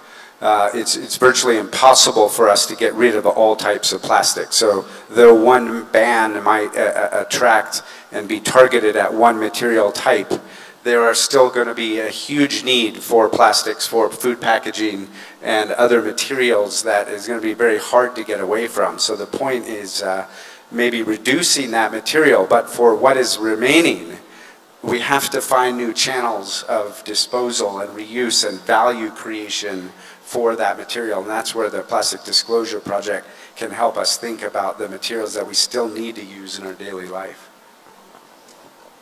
Thanks. I see we have another question in the front, and our time is running short, so maybe we'll have just one question, and then we'll wrap up with some final comments from our speakers. Thank you. Thank you very much. My name is Maoz Sampa, the mayor of the city of Lusaka in Zambia. My question is to my colleague from Ghana. Good innovation for that product, the paving stones from plastic. My question is it economically viable? How much does it cost in the processing? Is it worth the while? Don't you have a situation where you're spending, say, $10,000 US for 1,000 worth of those paving? And if so, what's the capex? And where can I get the machines? Do you have them in Ghana? Or we need to import them from China, for instance? Thank you. Thank you very much. The product is 30% cheaper than the normal concrete material that we have. You don't need to import from China. Africa, Ghana, we can do it. I built the machine myself. I didn't import it from China. I built it from old scrap metal by myself. And because I have worked in the plastic industry at the age of 13, I have much experience in recycling machines. The product is very cheap and durable, and it's for a lifetime. So you have no problem with that. So in our last couple minutes, I want to make sure that we give an opportunity for each of our speakers maybe to leave a take-home message for county leaders, for city leaders, for the people of all the countries in the world that are represented here on, from your work and your experience, what would you recommend at this county and city leadership level? So maybe we can start with Mr. Goodring and we end with Mr. Goitia.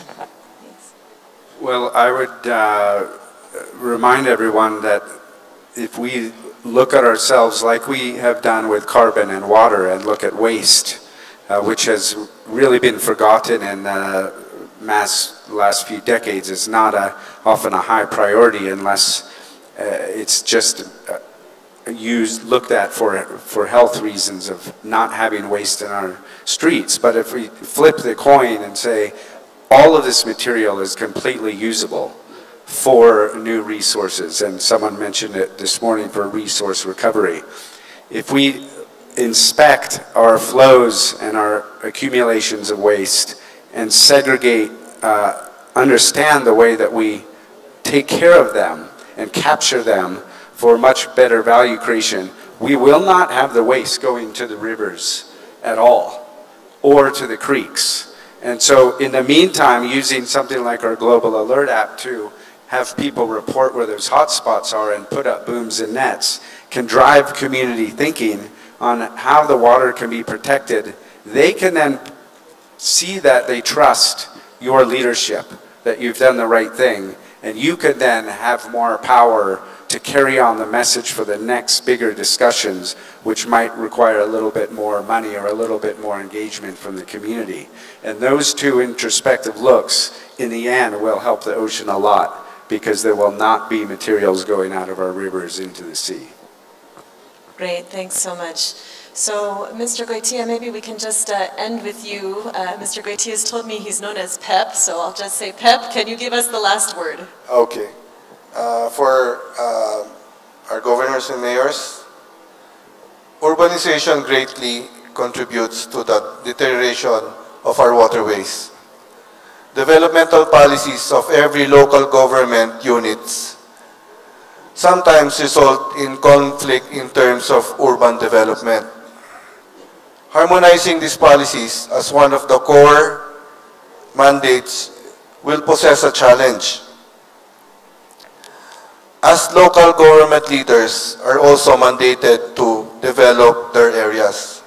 However, our responsibility to make sure that compliant development is being implemented and convincing these leaders to the importance of healthy waterways will make our jobs all easier.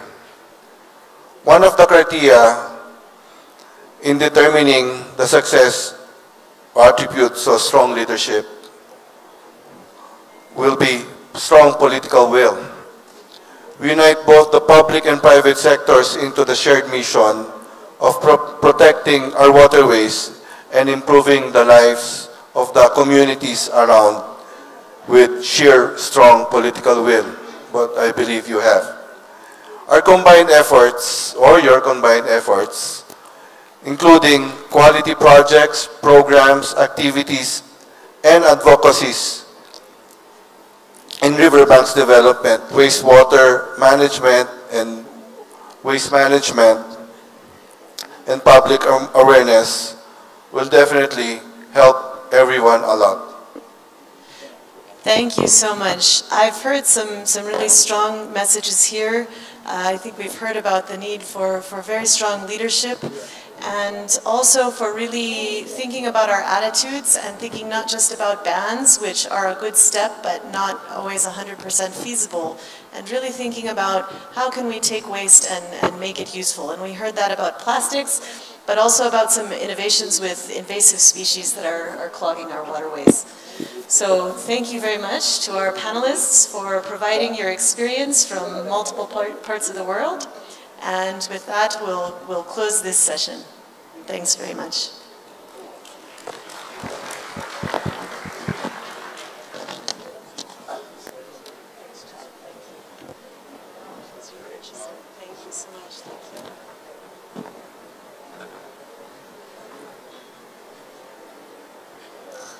Thank you, Dr. O'Leary and the distinguished panelists.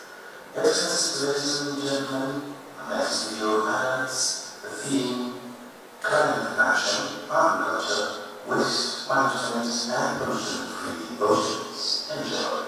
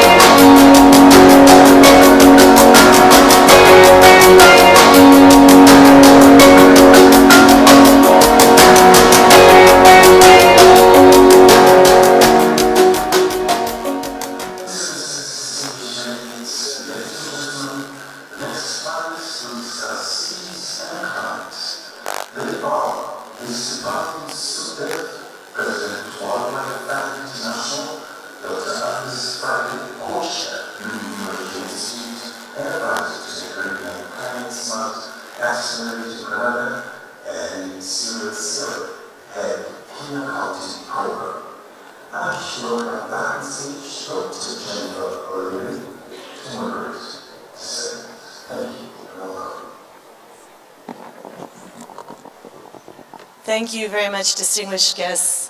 Because of time, I think we'll launch straight into our panel. And so if we could please start with our first speaker, the Honorable Head of WWF. Thank you. Thank you. Excellencies, ladies and gentlemen, an interesting and very urgent topic, cities and climate change. We live in an urban age. 55% of us live in cities. This number is going to grow up to 75% by 2050. Cities are the engines of economic growth. They deliver an estimated 80–85% of GDP. They also use 75% of resources. You saw some of the impacts of that in the example from the Philippines on the Pasig River. They also therefore generate half the waste and about 60–80% of climate emissions. But being the heart of creativity and innovation as well as growth, I think provides the opportunity, because this is where change can happen. Cities are who can drive change. And most of these cities are actually coastal cities. So in terms of number, more than 70%. In terms of area, more than 90% of the urban area is basically coastal area. And change is in the hands of the cities. Today, we are seeing a whole range of policies, whether it comes to mobility systems, introducing cycling and easier access and better control, even designing cities in a way that there is more access and you don't need mobility, which means that your place of work and your place of home and your children's school and hospital are in the same neighborhood. And looking at infrastructure and seeing how that can be done in a less environmentally damaging way, a more climate-friendly way. Encouraging local businesses of the kind indeed that we saw on the last panel, reconverting waste into useful product for paving city roads. Changing municipal taxation, delivering the right messages as to how you handle waste, how you handle emissions, what kind of energy you buy, whether it is electricity from hydropower or whether it's electricity from coal-fired power. And providing local jobs in the new economy. All of these have an impact on climate. And I think this is where actually city governments, the power of cities and the power of mayors and mayoral administrations to influence change is absolutely paramount. We at the WWF are doing our bit. We are partners and we are scoping activities in China, Hong Kong, Philippines, Indonesia, Thailand and Vietnam to pilot a number of innovative and entrepreneurial solutions for plastic pollution-free cities in Asia. And we are also partnering with numerous organizations internationally to be able to help them with what we call the design for one planet cities, essentially cities built on the assumption that their emissions must not exceed the carrying capacity of this planet. So a lot to do, but also a lot of opportunity. Thank you. Thank you so much. I'd like to invite our next panelist on cities and climate change, Dr. Angus Friday from the Blue Innovation Institute. Thank you very much, Dr. O'Leary. Excellencies, ladies and gentlemen, what I'd like to do is just give you a whistle-stop tour of a journey that we've had in Grenada, moving from climate disaster through to a Blue Growth Master Plan, and finally to developing the idea of the Caribbean's first climate-smart capital city. Many of you would have heard the recent report of the IPCC. If I can paraphrase, basically we have 12 years to get it right and to keep global temperature warming under 1.5 degrees above pre-industrial levels. So this creates a whole new sense of urgency, and this became apparent to us in Grenada as far back as 2004, when we were hit by 2 successive hurricanes. Now Grenada is considered to be below the hurricane belt. 2004, 2005, we had 2 successive hurricanes which basically decimated the economy. We lost 70% of our agriculture, 90% of our homes, damages worth 200% of GDP. Following 2004, we did everything to build back better. But of course, with the 2008 financial crisis, we found ourselves in a situation in 2013 with 40% unemployment and unable to meet the country's debts. We're not going to do the slides, by the way. There's 30 slides, not enough time. We therefore had to look to see how could we grow the economy? How could we get investment into Grenada? How could we actually create and stimulate jobs? A lot of work was being done at the time on blue growth and the blue economy, and we looked at Grenada's situation. We had an EEZ that is 75 times higher, 75 times larger than our landmass. So it made sense for us to look at the possibilities for blue growth. We conducted an entire analysis of the coastline, and we came up with 9 clusters from the north of our archipelagic state right down to the south. And this covered 8 of the blue economy, sectors. What we did from there was to focus in and to hone in on our capital city. Our capital city is one which has undergone tremendous urban growth, urban sprawl. The heart of the capital city itself, which we call the Carénage, is subject to inundation from storm surge, as we found. And therefore, we needed a new plan to deal with these things and to do it in a way which could actually encourage jobs and growth at the same time. So we were very fortunate to be able to work with the Green Climate Fund and with New York University to develop a project called the Caribbean's First Climate Smart City. And this project has 9 critical areas of activity. And it includes things like reducing the level of traffic and congestion.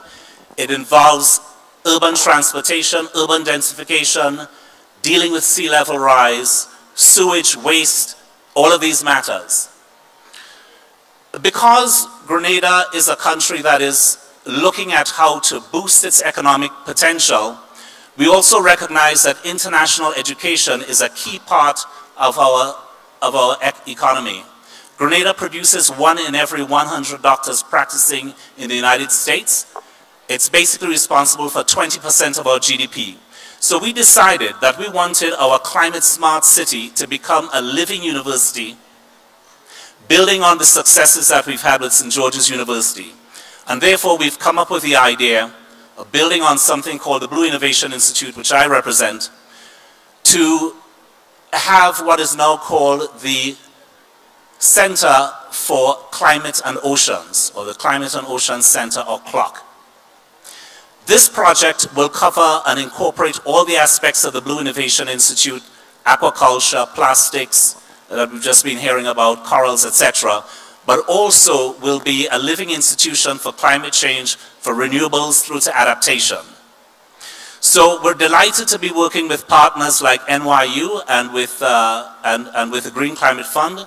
We also want to say special thanks to the Dutch government, to the IDB, to the World Bank, and to many other partners, the Caribbean Climate Smart Accelerator, and of course the OECS, who are doing a tremendous amount of work on marine spatial planning. What we've done is a start, and we look forward to working with a whole range of partners to create what we call the Caribbean's first climate smart city. Thank you. Thank you very much.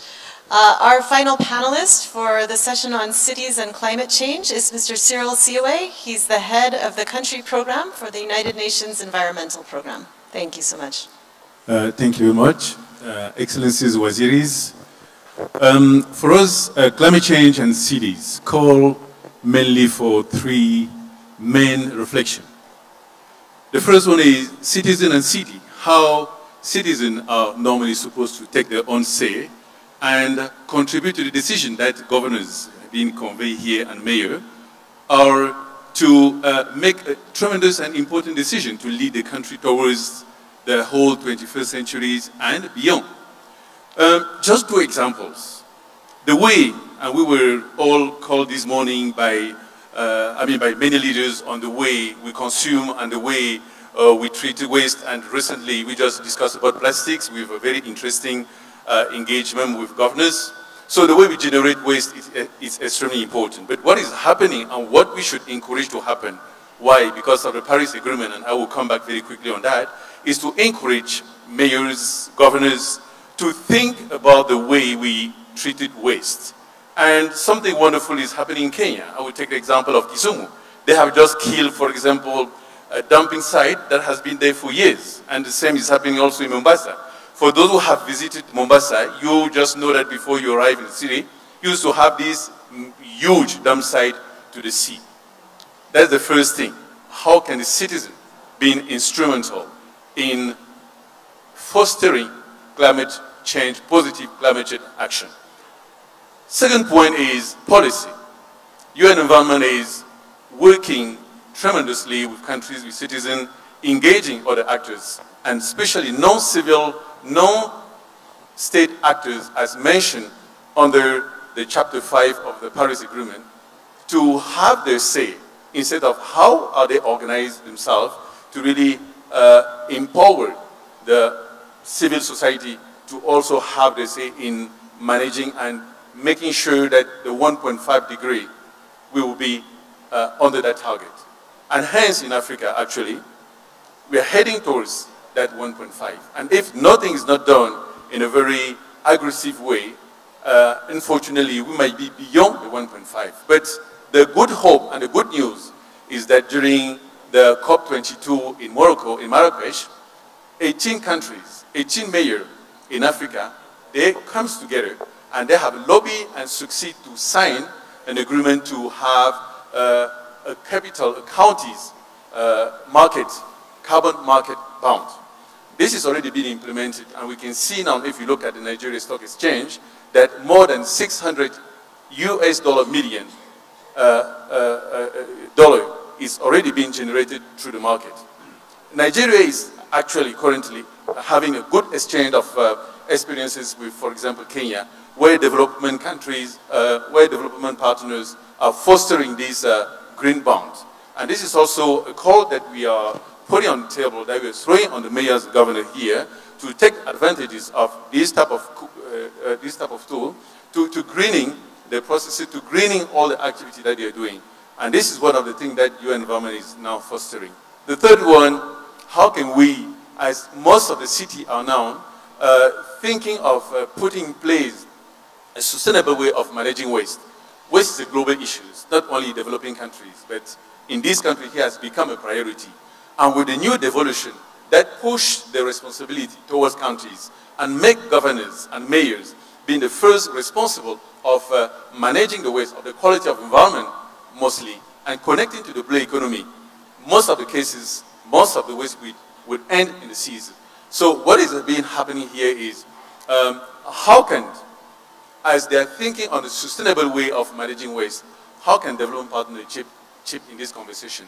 And this is also something that, this is also an area where the United Nations Development Program is fostering, is nurturing, is pushing with governors being headquartered here, and also with mayor and the civil society. And my last point is, how can a global citizen, through other partners, like the Council of Governors, for example, like the Youth Association, like NGOs, seal a good deal to make sure that waste is not as generated in the same quantity as what it used to be, and lastly, how waste can be transformed into more sustainable other materials like energy, like other raw materials that get into what we are calling now inclusiveness and circular economy.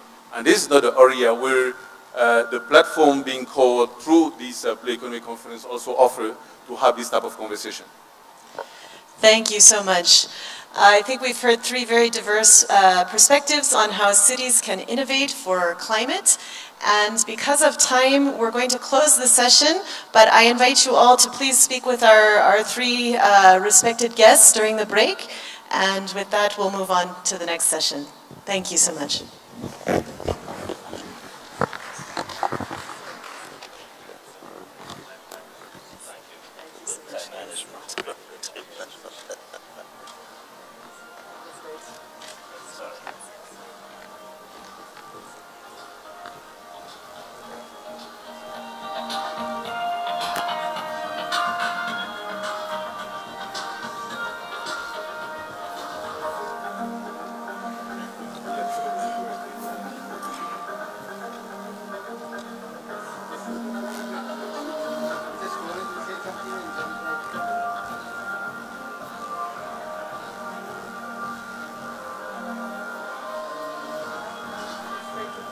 Oh, well.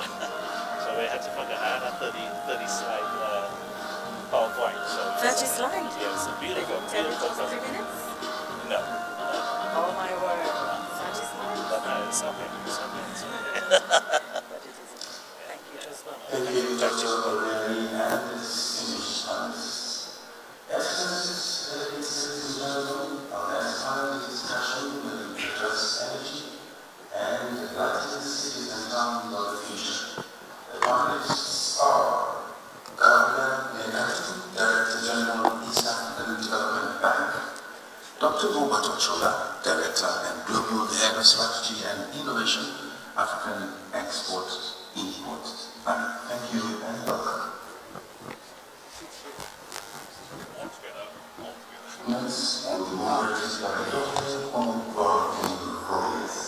Hi and thank you. I'm sorry for the delay with the timing session.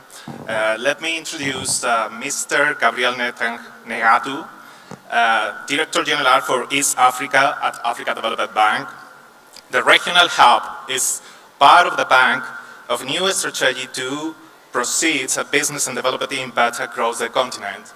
And Mr. Gabriel is going to make a quite interesting presentation. Please.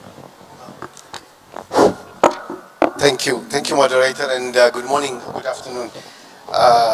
We've been asked to talk about the energy challenge in African cities, and there's a PowerPoint presentation, but sorry, could you, the technical team, put the presentation at the screen?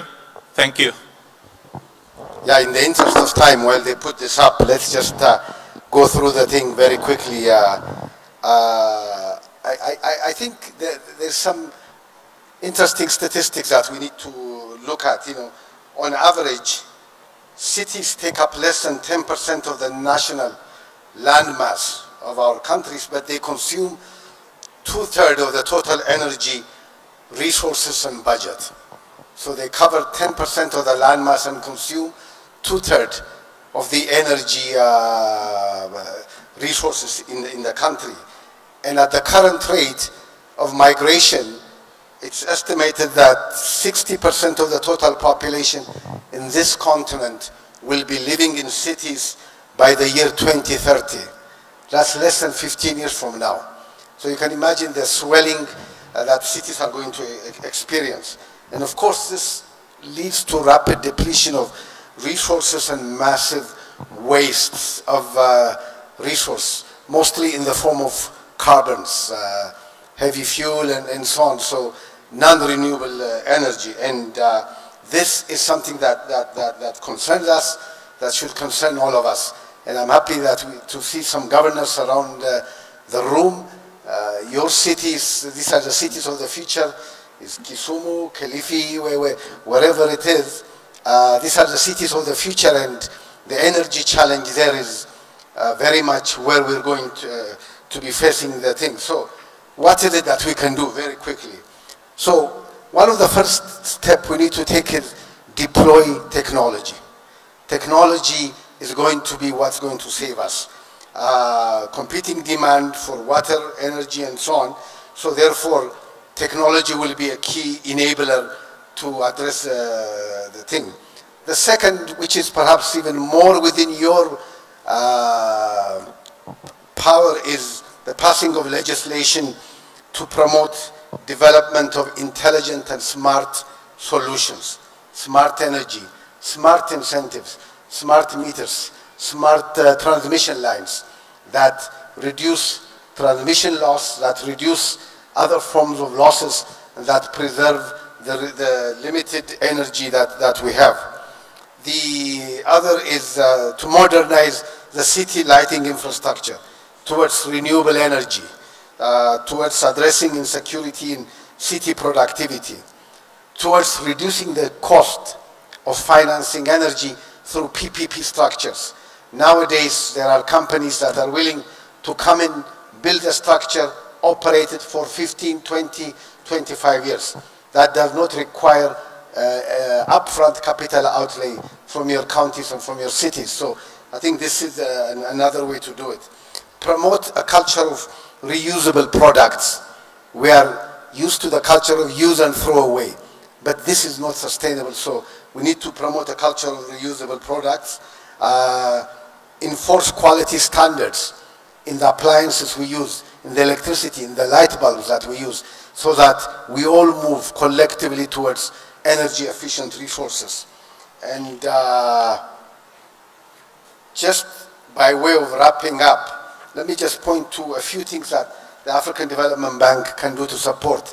This is the last slide. We can effectively partner with cities and counties to mobilize resources for modernizing and expanding the city infrastructure.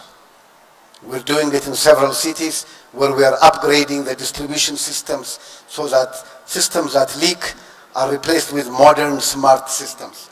We can provide technical assistance and knowledge services to address the knowledge gap for the optimal use of natural resources, and assist in transaction design and deal making so that you can finance optimally the maintenance and the operation of your lighting and energy system.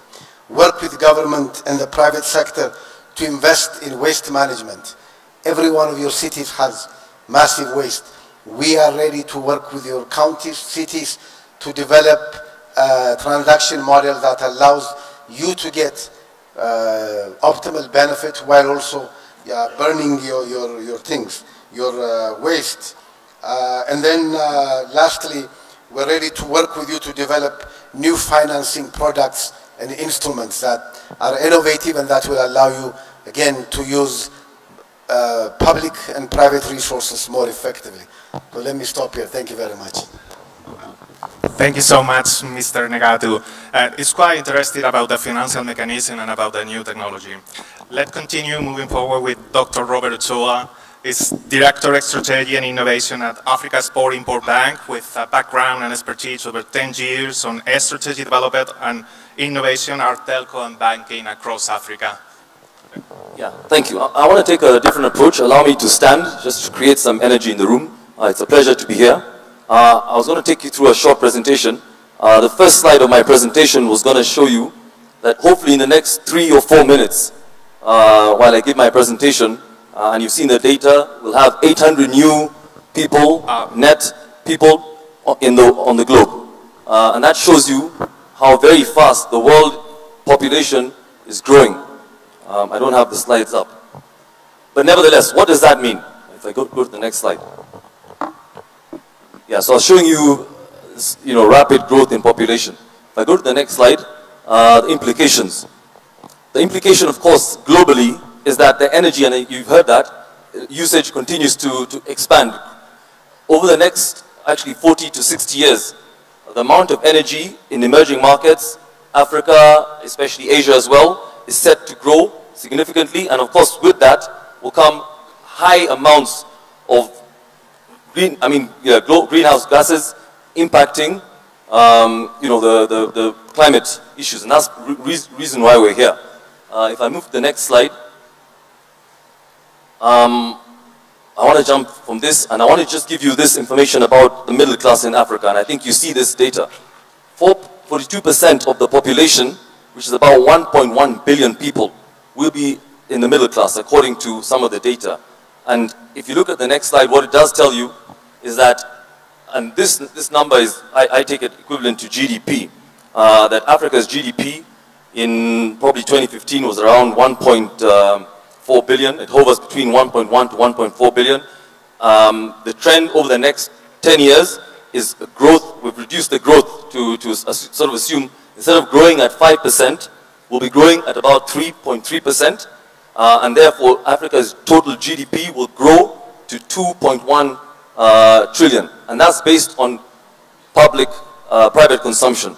So this works only, of course, in emerging and developing markets. And what does this mean in terms of, if I go to the next slide, what does this mean in terms of usage? This means that as you look to the future, you need to really think differently about how we plan our cities. Because with this growth, emerging cities need to be constructed differently. So the first thing I want to show you, and when I was given the brief for this presentation, I was told, can I take a journey to show you exactly how things are changing in terms of modern use of technology.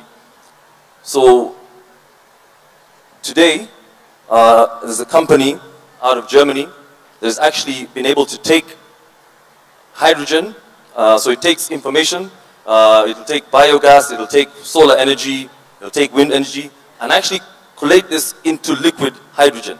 So for the first time, you're actually able to take green energy and put it into a liquid form and move that. And that has major implications. If you think about it today, if you have a place with high amounts of sun, you need to generally be there, collect it onto a grid, and then pump it into your system through a battery. Now with this technology, what this enables you to do is actually move that energy from where it's sitting, be it wind energy produced through the ocean. When you look on the Gong Hills, you have our wind farms there. If you look at the solar panels that we have, you might need to put them in a place where you have high levels of solar energy, but then consolidate that into liquid format, and actually just like you would, if I move to the next slide, if you would with oil today, you can use various methodologies to actually transport your hydrogen. And when you get it to the place where you are, you convert it back into energy, into electricity. So this is very, very dynamic, and this exists today. And again, these are some of the things that when we are thinking about it, and as I close my presentation, you'll see that. If I move to the next slide very quickly, the top right there shows you wind farms a solar farm in London. This is an example of a smart city in Tokyo, where they've been able to use solar panels, and what they're looking at, and I think this is the key point for me, is the centralized distribution systems, where you're actually moving away from global systems into centralized and localized. And this has serious implications, if I go to the next slide, on how you actually can move today. So this is an example, I'll jump through this. This is really an example of a city that is being done in Copenhagen. But this is really where I want to get to, because what you're able to do today with energy is use things that are happening in the digital space and things that are happening in the energy space and fuse these together. So imagine a world, and if you're using Internet of Things, where your fridge will order for you food, but when you're away from the house and you have very little things in your in your fridge, it actually reduces the power consumption. And any extra power consumption you have can then be sold into the digital grid, and you become not just a consumer, but what we're calling prosumers. So that is really some of the shifts that are taking place. In terms of buildings, I think you've seen this before, where you can use your building as a methodology to collect power. Apps where you as a user can actually now control your energy usage. So you say, listen, I want to spend 2 shillings worth of energy today, therefore I'm not going to wash my clothes, I need to only do some ironing, for example. So that's the level of granularity, because you'd have set up big data to actually collect data for you. And then this, of course, gets fed back into a natural loop where people who are doing the design, people who are collecting data, people who are actually involved in energy design, you yourself can actually be part of that big data system. So as I finalize with my last slide, I believe that the new world is moving just like you did from mobility, where you moved into digitization. You're seeing that happening in the financial sector, and you will now see that happening also in the energy sector. So that is quite critical. But the regulatory system has to be conducive. I leave you with a final, very broad thought, which is something that we are thinking about in terms of how do you actually finance this. So people have been very negative about Bitcoin, but I think part of the reason they've been negative about Bitcoin is that the underlying asset has not been something that you can value. So some of the ideas that people are playing around with is to actually take a Bitcoin and make sure the underlying asset is a power grid, which you can actually have a cost for. So you can raise money through some of these innovative manners. And of course using blockchain to ensure that you can serve the consumer correctly. So I wanted to just share those thoughts with you. Thank you. Thank you so much, Dr. Robert Ochoa. We have the time very restricted, but we have time for 1 or 2 questions or final comments. Okay. Yes, please.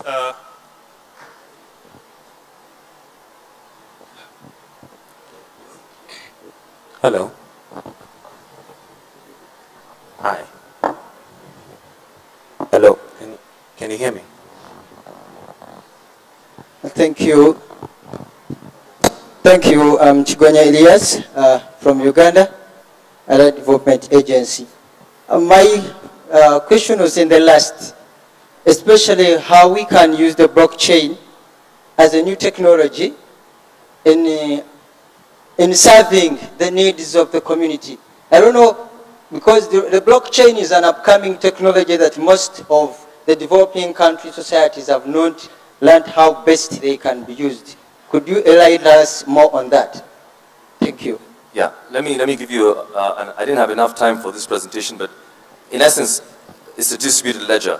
So if you assume that out of moving away from, so today in Kenya we have one supplier for electricity, and if tomorrow you had 30 million people who are providing electricity, you need to know who has paid for it, how much, and therefore you use blockchain as a distributed ledger to keep track of how many kilowatts have been delivered to customer X, and this is something that sits in a system where every single person on the blockchain would have visibility of. So it really is around ensuring that your ledger is, first of all, 100% immutable, and there's trust built in the system. So this is really, when you move away from your present form of distribution of power today to moving into a consumer-centric model, then you then need to have a system that everybody trusts.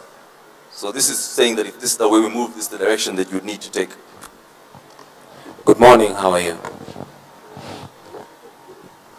Yes. Now, as we are talking about the blue economy, green economy, we are talking about economics as a whole. And we are aware that the shared economy is on our way here. And now we are trying to think of how you're going to integrate the new infrastructure with the blue economy and how it's going to be of benefit to the future of the country and the world as a whole. Now, are we considering that AI is also coming into the picture here? And what is the stake of work and employment and availability of opportunities for the youth who are actually coming up with this blue economy, green economy, shared economy? Yes. Thank you. From what I heard, I think you're asking what is the future of the blue economy and the future of work and the youth and so on.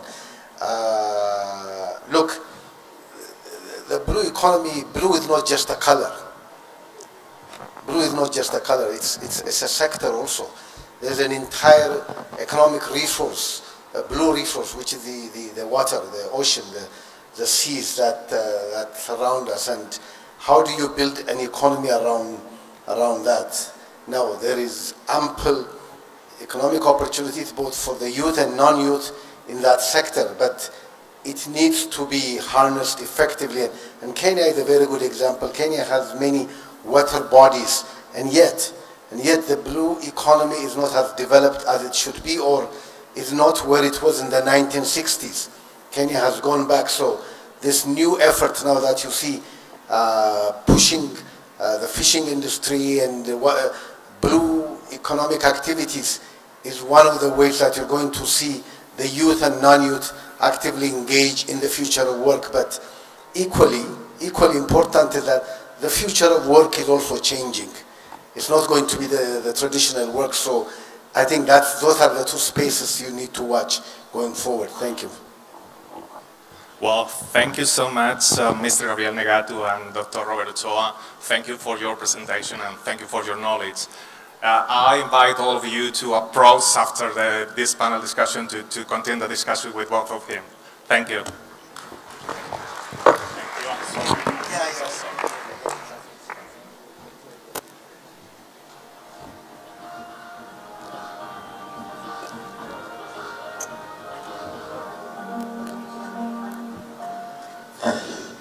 Your Excellencies, Governors, Senators, Members of Parliament, distinguished delegates, ladies and gentlemen, as we enjoy this refreshing exchange of views on the thinking of cities, we encourage our moderators and panelists to be succinct, because we have a rich, full program that we have to go through.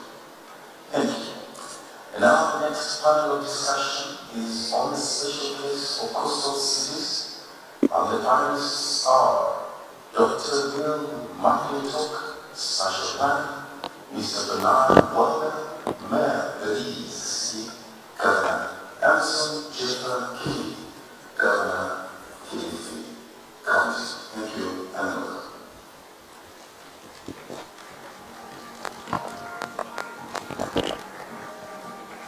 Hi, thank you. Let me introduce Dr. Will McClinton. He's a marine scientific at the University of California and marine spatial planner. He has worked as planner in nearly 20 countries, facilitating dialogue between ocean stakeholders. He is also a senior fellow at National Center for Ecological Analysis Synthesis. Thank you. Good afternoon. It's a delight to be here in Nairobi and to be sharing the stage with my distinguished guests. Congratulations to the organizers for putting together an excellent conference on an important topic. I'd like to begin with my slides, if I may. I'm going to be speaking to you about marine spatial planning. Next slide, please. And maybe I'll start off by just pointing out the obvious, that the oceans are crowded. They are busy with human activity. And this map shows human activities in the ocean near where I live in California, where we have commercial and recreational fishing, aquaculture, shipping, ports, tourism activities. We have marine protected areas where research occurs and which support tourism. Lots of things going on in the ocean, and importantly, all of these activities are overlapping in space, so they're potentially conflicting with each other. And importantly, because these activities are on the rise, the cumulative effects or impacts of these activities on marine ecosystems are also on the rise. Next slide, please. So marine spatial planning is simply a process that is intended to address these issues by bringing together all of the various ocean stakeholders to collaboratively develop a marine spatial plan, a plan for ocean zones. And these zones are intended to support sustainable use of ocean resources, which then of course support the blue economy, and reduce conflict between ocean users, and protect ocean ecosystems. It's somewhat of a technical process in that we use digital maps to visualize the distribution of resources and activities, and we use computer decision support tools to draw and evaluate prospective zones. We used to think that this was really the domain of technical experts, people with special knowledge of computers and ocean science, but now we know that that's not the case. Especially with the development of new mapping technologies over the last 10 and 15 years, we can engage practically anybody, regardless of their educational or cultural background, or their avocation or vocation, in the design of science and policy-based ocean zones. Next slide, please. So marine spatial planning is a well-developed approach as the sort of tip of the spear to a healthy and thriving blue economy. And guides like this one can help you understand the steps to doing marine spatial planning properly, including stakeholder engagement. What I really want to emphasize and leave you with is this notion that we really need to ensure proper time and funding to document stakeholder engagement. Because in the end, what we really want to do is develop ocean zoning plans that reflect the needs and values of our stakeholders. So we want to know who developed these plans, what data did they use, and therefore can we ensure that these plans will have broad support, buy-in, and therefore compliance. So that's what I want to leave with. Thank you very much. Asante sana. Thank you, Dr. Will. I would like to remark that the need to collaborate between urban planning and marine spatial planning, so I think it's quite interesting your point of view about this topic. Let me introduce Mr. Bernard Warner, the mayor of Belize City, with great challenges from waterfront and master plan. Thank you again, and good afternoon. To contribute to the discussion, I want to drive home the point of coastal cities and the challenges we face. I will deal with it through the lens of Belize City. Coastal cities such as Belize City are confronted daily with the triple threats of climate change, rapid urbanization, and globalization. Belize City is the largest urban center with a population of approximately 67,000, or 18% of the total population of Belize. It is also a home to our nation's premier financial, political, judicial, health, and educational institutions.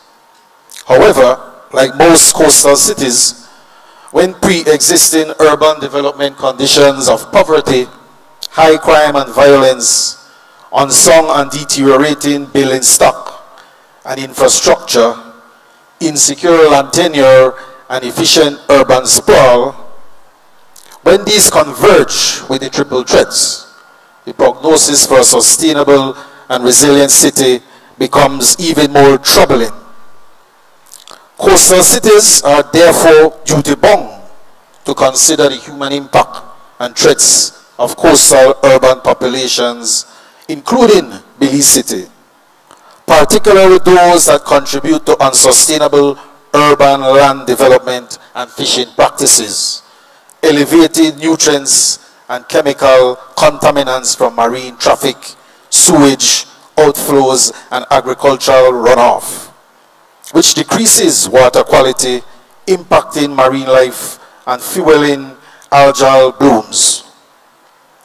This obviously has the potential to destroy the value and benefits of the blue economy, and more importantly for Belize, the livelihoods of more than 190,000 Belizeans who live in Belize coastal and island communities, and who, earn their livelihoods from tourism, and notwithstanding the other 15,000 Belizeans who are directly dependent on Belize's fisheries for their livelihoods. Reports show that tourism, fishing and shoreline protection alone contribute more than $1 billion every year to Belize's economy. Imagine if we can unleash its full potential, including its landscape connectivity, which is where we are primarily exploring strategic options. Belize is ranked 8th of 167 countries by the World Bank for climate risks. And Belize City, with its low elevation and being a city on water that is comprised of islands created by the Haluva Creek passing through it, and the transect of several man-made and natural canals and ecological corridors, and bounded by the Caribbean Sea into which the creek flows, will be hit the hardest by the triple threat. We are therefore committed to ensuring the health and integrity of our seas, rivers, and coastal ecosystems and canals for harnessing of the traditional and emerging benefits of the blue economy. Our strategies for doing so are anchored in collaboration, partnership, coordination, inclusion of the most vulnerable populations, cognizance that resilience and sustainability is layered into every part of municipal and community governance, and that it must focus on the conditions of vulnerabilities that can be caused by failures of infrastructure or ecosystems, by policy, cultural or governance constraints, or by limited human capacities in working at the local level, informed by local needs and capacities, and in innovative social and economic development intervention. Thank you. Thank you so much, Mayor. And let's continue with our final speakers, Governors and Maso Jeffa, the Kilifi County. Thank you.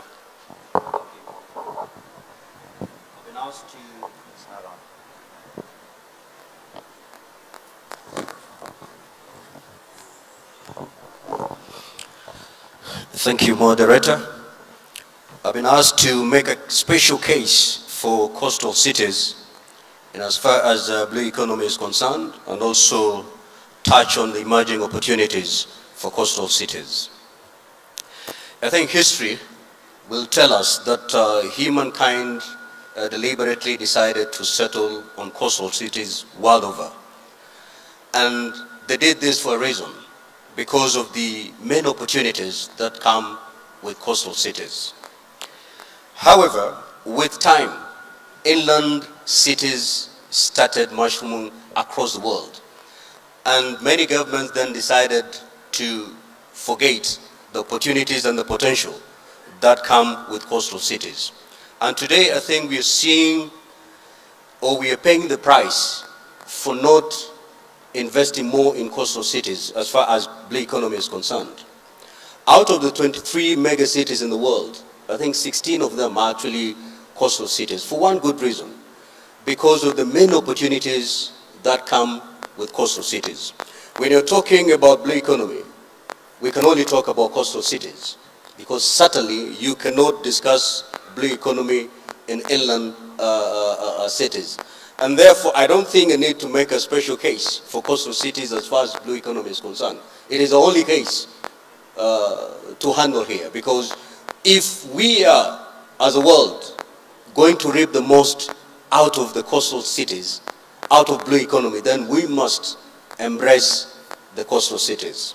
Now, if you look at the emerging opportunities, which I tend to disagree, I don't want to call them emerging opportunities, because these opportunities have been with us long before. If you look at fisheries, fisheries cannot be said to be an emerging opportunity. If you look at marine transport, it cannot be deemed as an emerging opportunity. If you look at the exploration of oil and gas offshore, it is not an emerging opportunity. These opportunities have been with us before. It's only that as governments, we have not been on the forefront. We have not taken full advantage of the opportunities that blue economy poses, to our economy, we decided then to go inland and embrace more agriculture and other related non-blue economy opportunities. I think time has come for all governments world over to embrace blue economy. For the governments that embrace blue economy early enough, I think they're reaping the most.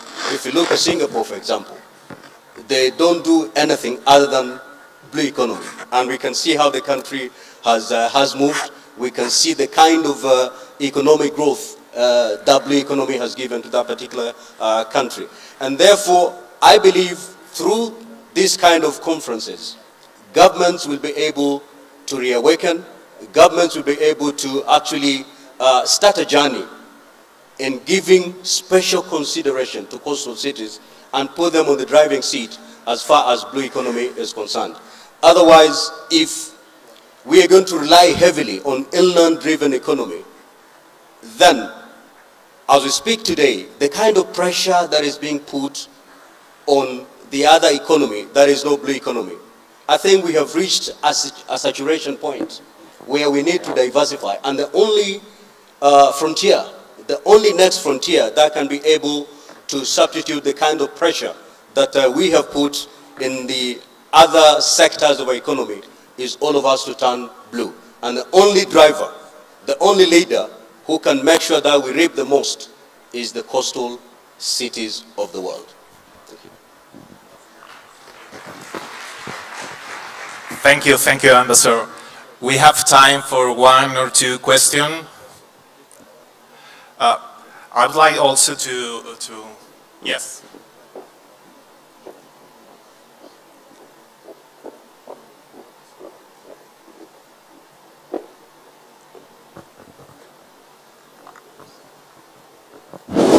Thank you very much. I am from Mauritius, working for the IOC and SWIFC organization, implementing a regional World Bank project, the first Southwest Indian Ocean Fisheries Governance and Shared Growth Project. I would like, most of the presentation that I've gone through, they are of high pertinence, they are of high relevance. There seems to be, how should I content myself? Without this, you don't move forward. Okay. I have nothing against the maritime spatial planning, but I want the interveners, most of the interveners in various sessions, they have not addressed one fundamental issue. We all know that a particular region must be devoted to the fishermen community, to the tourism community, to the shipping lane community, and to the other stakeholders. And the more we approach the blue economy fundamental, the more you see it is high-tech, high investment, high capital. And at the end of the day, what works in the US does not necessarily work in Africa. I want you to get this quite clear. It's a fundamental approach. What works in Europe is not necessarily working in Africa. You have to understand, I take my own country, we are a tourist destination, and we know how difficult it is to develop aquaculture in my country. Despite the fact that for food security issues, for the export potential, it is an avenue of growth. But the fishermen community, they are not easy people. Those who have been on the ground, they will not surrender. I think what you should address is that, what do we do with those people who will be unemployed at the end of the day? Good, you're building cities, you're trying to say, well, this is the blue economy growth potential. You are doing things in a region of the world where unemployment and food security issues are at stake.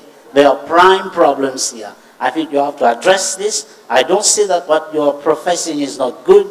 This is the unique world. It's the fee. It's like this. It's a dream world. If ever we implement what we want to do, it can be done. But in that region where I am, I don't think it is practicable. I want you to comment on that. Thank you.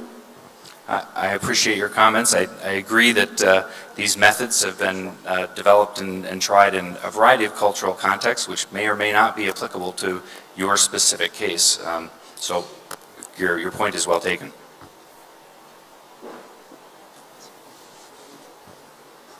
Thank you so much. we don't have more time. Hello? Let me thank Excuse me? our speakers, Dr. Whit McClinton, thank you, Mr. Bernard Wagner, Mayor of Belize City, and Governor Amason. Thank you so much. Thank you.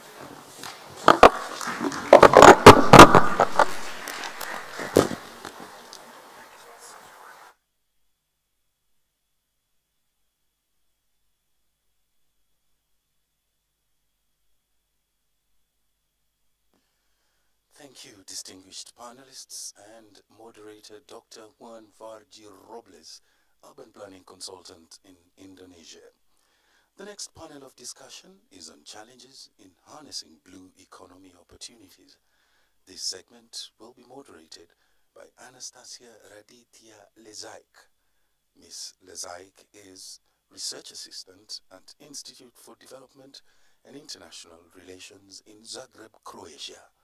She is an alumni and member of the Academy of Political Development, Croatia. The panelists are Ms. Leila Ben Hassan, Founder and Chief Executive Officer of ABEP, Dr. Manuel Baroni, Director of Fisheries and Aquaculture, and Juliet Gil, United Nations Environmental Program, Regional Director for Africa. Thank you and welcome. Thank you, and welcome to the session of Challenges in Harnessing Blue Economy Opportunities. We're running behind schedule, so this session will last only approximately for 15 minutes. And the speakers were introduced already, so I will give the floor first to Dr. Biao Kodenopu from the United Nations Environmental Program, and each speaker will have around 3 minutes to speak. Yeah, because we're really running out of time, so we can have some session for questions and answers later. Thank you. Thank you so much, distinguished heads of delegates. Thank you for coming. We are welcoming you to this side event. I think I will build on what the executive director of UN Habitat said this morning, which is really to consider harnessing the potential for blue economy through a holistic and ecosystem approach. I think this is the reason because oceans, lakes, rivers really provide a diverse of ecosystem services. One is provisioning services. The other one is recreation service. They also provide a regulatory service by regulating the climate, and oceans are also a carbon sink. I think instead of really looking environment as a challenge, I think it's present a great opportunity. Great opportunities for governments. As I refer to one of the decisions of the African Ministerial Conference on the Environment, when they call upon all African countries to value the natural capital for sustainable development.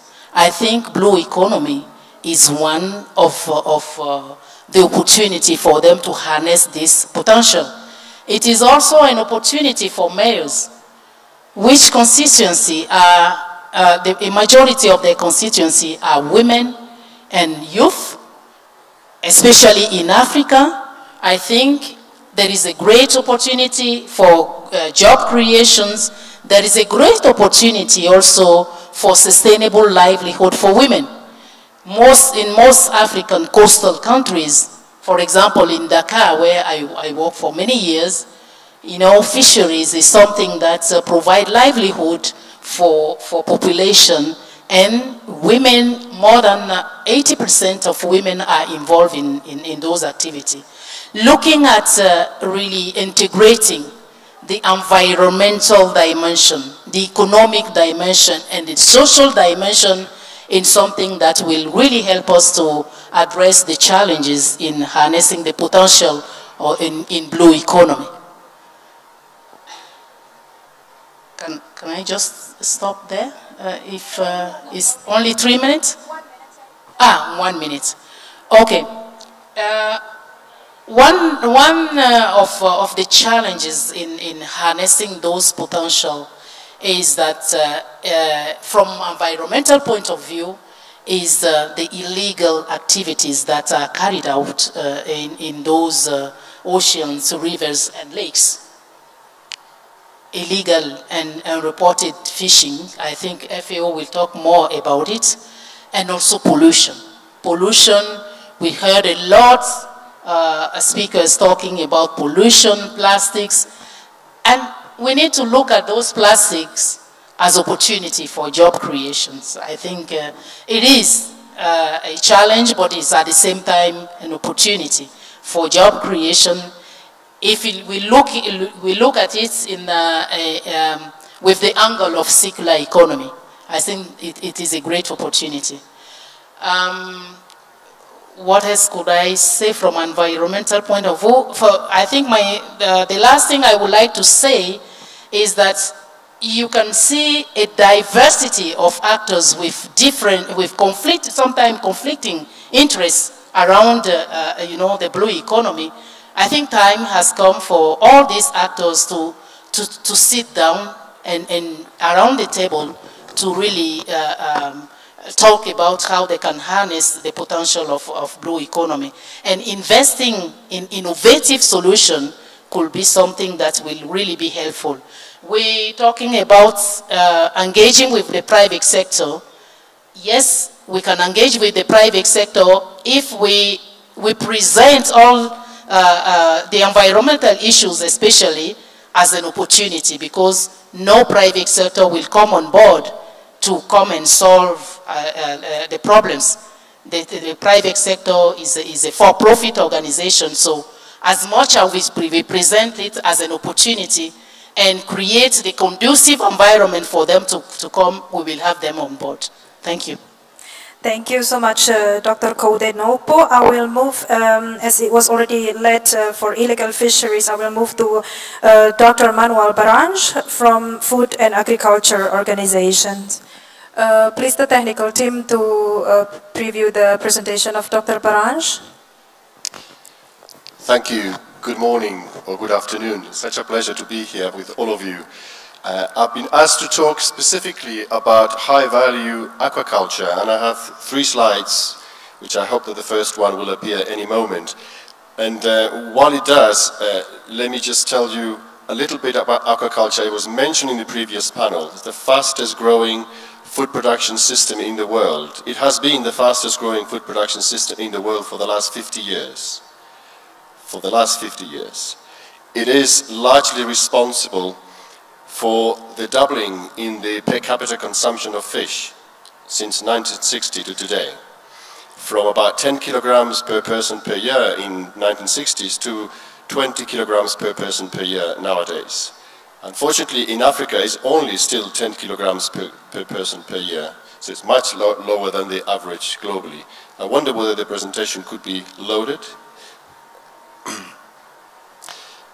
because it would be very useful to explain my point. The presentation was sent to the technical team. If somebody can load the presentation.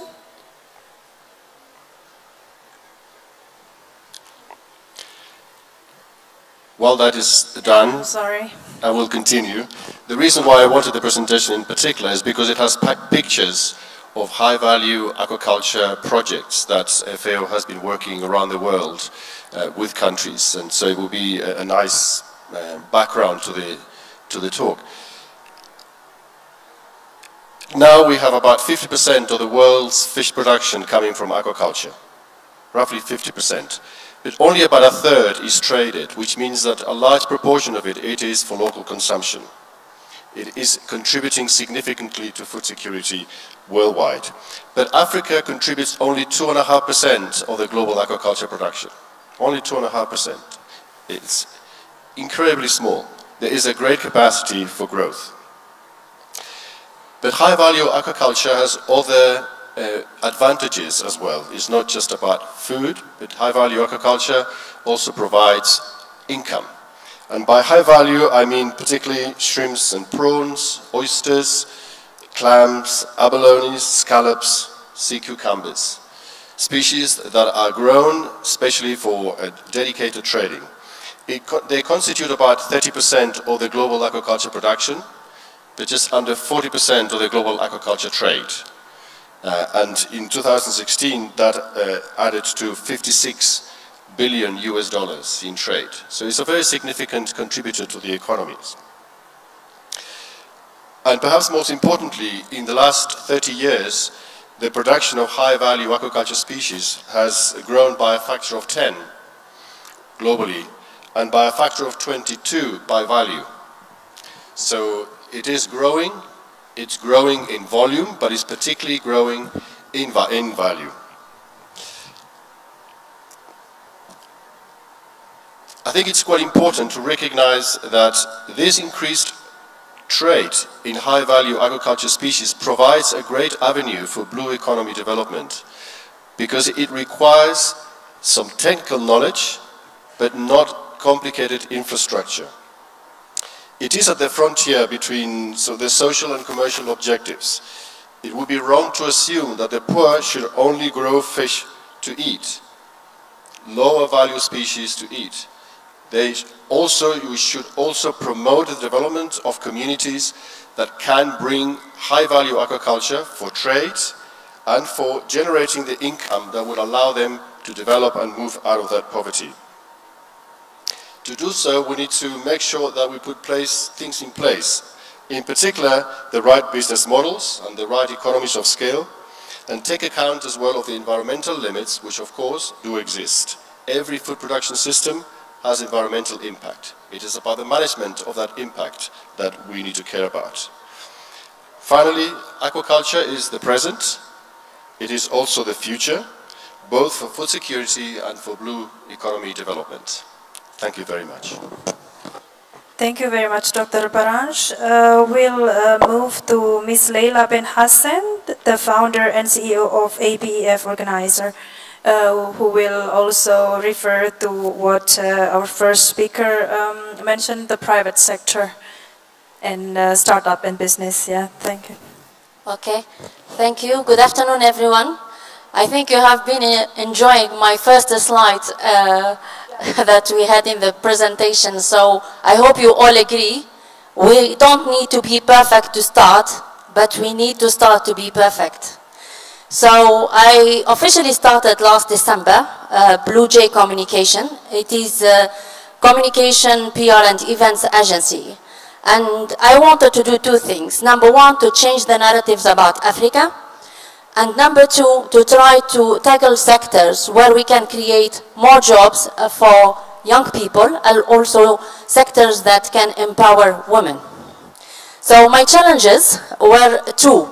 Number one, startup, Blue Jay, no one heard about it, and then having a new project called Africa Blue Economy Forum. So my challenge was to find the right team with the right experience, right approach, and then once we find the team, we try to find the information, what has been done in Africa about the blue economy, and this again was a challenge. When we did all that and we started to approach people, private sector, government, NGOs, to invite them to this first platform of Africa Blue Economy Forum, so people were saying, who are you? Blue Jay? Blue economy? What is blue economy? Hold on a second. So what is blue economy? So we find it's a really lack of awareness. What is blue economy about? What does it mean? So many challenges. So we have to explain every time we pick up the phone, this is blue economy, this is what it means, and we talk mainly about sustainable blue economy. And then also when it comes to stakeholders, they all thought Blue Jay is an NGO. They don't understand why small communication agency, private one, is doing it. For what? Well, I'm doing it because I love Africa and I feel it's my duty to contribute after 10 years of experience in Pan-African publishing company. So who is involved? It was more I will say, resistance from the private sector. When we try to invite them, they was like, why is that? We are not ready. It's too early. What is blue economy? The government, NGOs, they were more responsive.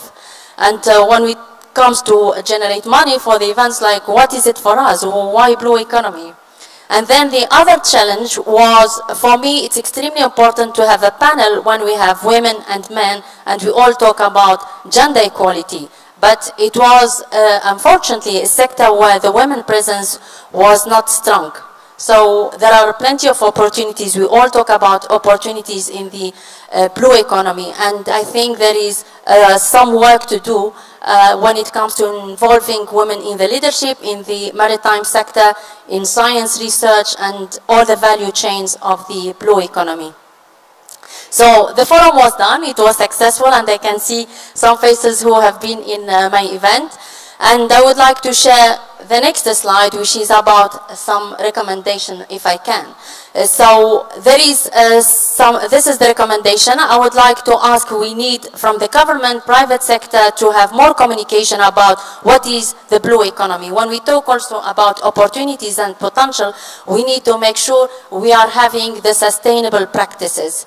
And then we need for that, obviously, a budget for communication and media coverage, because media also, they have the responsibility to cover such important topics. And I can assure you that working previously in the media, it was not in the mainstream of us, the blue economy. But hopefully after such big events, and this is a great platform, media will start talk, because we need to increase the awareness of the public and the private sector. And then also we need to have more international, national, regional cooperation to share information, experience, expertise. And also, if I may, I may add, one of the results of the ABEF forum was to have education at very early stage. And also the blue economy, it's everyone's business. Because we can't say nowadays it's business as usual, because it's not business anymore as usual. We need to change our behavior, our daily practices in order to have a sustainable economy. Thank you, Leila. We have 1 minute left, so I would like to take one question if there is. We've heard about challenges. Yes, gentleman in there, if he can.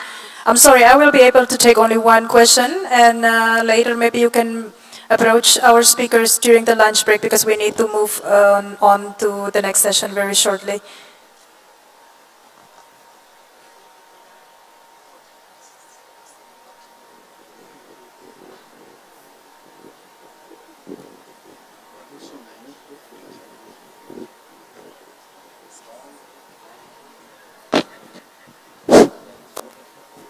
Okay, thank you. My name is Mwadaviru Mganga, and I come from this country, Kenya. My question is, how do we make the blue economy sustainable in the sense, where are the people? Because wherever I go around the African continent, starting from our home here in Kenya, the people around are very poor. The majority are left behind. We are talking about development, but all yet people remain very, and even the environment, when you come questions like environment, there are many slums around the cities, in the oceans and the lakes and so forth. So they continue to be populated. What kind of sustainable political economic system should we have, so that when you talk about sustainability, we carry the people along? Thank you for the question. Maybe, yeah. Thank you very much. I think good policies create lasting solutions. And we heard many of the speakers talking about really having good policies in place. In addition to good policies, I think we need also science to inform policies. We need good institutions. We also need technology, and we need what do I say? Information. You know, information is really lacking on blue economy. We also need. We said that if we have a shared challenge, a global challenge, we need to address it globally. So we need an enhanced cooperation. We need innovative financing. If we do all of that, we will see that harnessing the potential in blue economy is not only about implementing SDG 14. It will be really about implementing all the SDGs as a package in an integrated and inclusive manner. Thank you. Thank you. Yes, Dr. Baranj. Yes, thank you. I really appreciate that question. And I just want to add to the comment of my fellow panelists to say that sustainability is a three-legged stool. There's a social, there's an economic, and there's an ecological leg. And the three of them need to be right, otherwise the stool doesn't stand. There's no ecological sustainability without social sustainability. And there's no social sustainability without ecological sustainability. And what we need to do is ensure that the three legs stand right, and not one longer than the others. Thank you very much. Unfortunately, I have to close this session. Thank you for your attention. We will shortly move to the next session.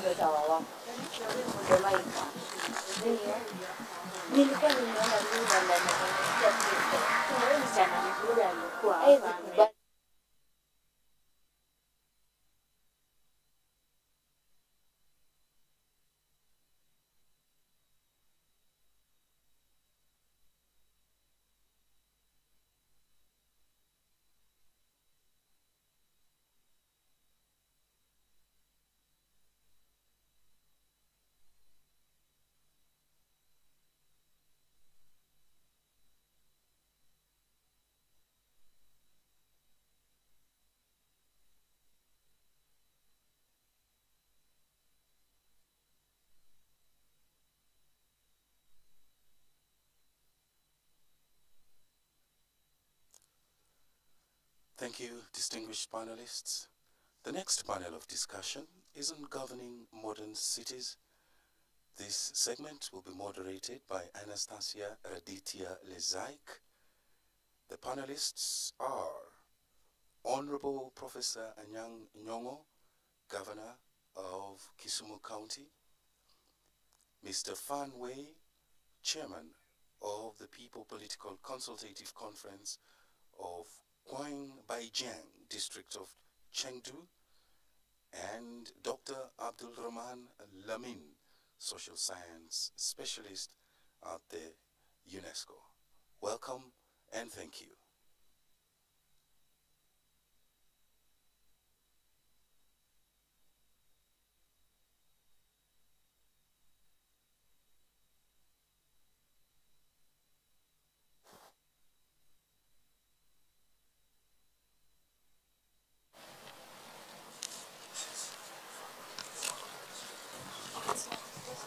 So welcome back to the last session before the lunch break, and we're moving to governing modern cities in the section of managing and financing our cities. So we have, our speakers were introduced, and we still have 15 minutes this time.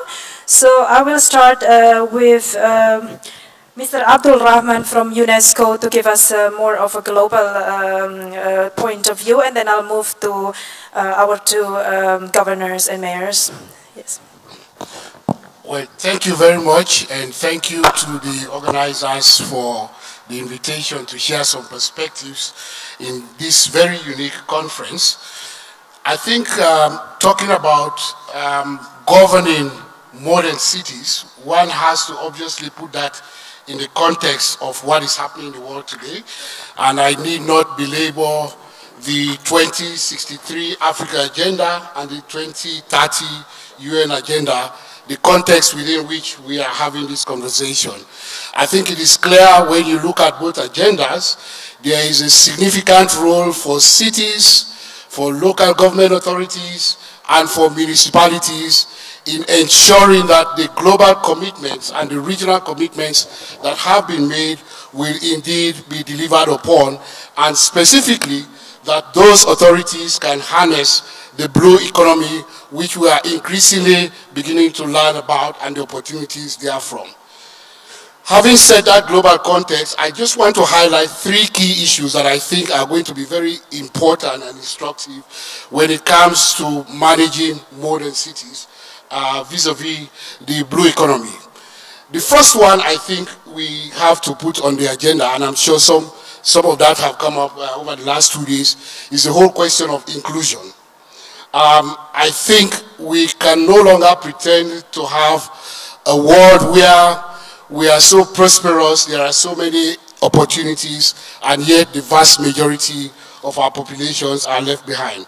And indeed, if you locate that in the context of the global agenda, inclusion is very key, because the consequences, in fact, the negative consequences of lack of inclusion is one that we don't even want to contemplate. So I think as we move forward, cities working with their partners at the local level, but also at the national level, will increasingly have to find mechanisms to put in place that will promote inclusion. We live in a very polarized world today, unfortunately. We tend to talk about leaving no one behind, but if you just look at the rhetoric that we have, whether it's at the global level or even within our communities, against those who look different from ours, it begins to tell you that in fact we need to work a little bit much more to make sure that we indeed create more inclusive societies. Now this can be done through policies, and I know that many local government authorities, many cities are already within the context of SDG 11, for instance, beginning to put in place those mechanisms that could promote better inclusion and more citizenship participation. The second point I think I should mention, it has been alluded to again, but I think you cannot overemphasize it, is technology. Technology is a fact of our lives every day. In our private lives, we live and we breathe technology. Increasingly, governments at national level, at local level, are beginning to use technology to not only provide services to citizens, but also to ensure that citizens are able to participate in governance.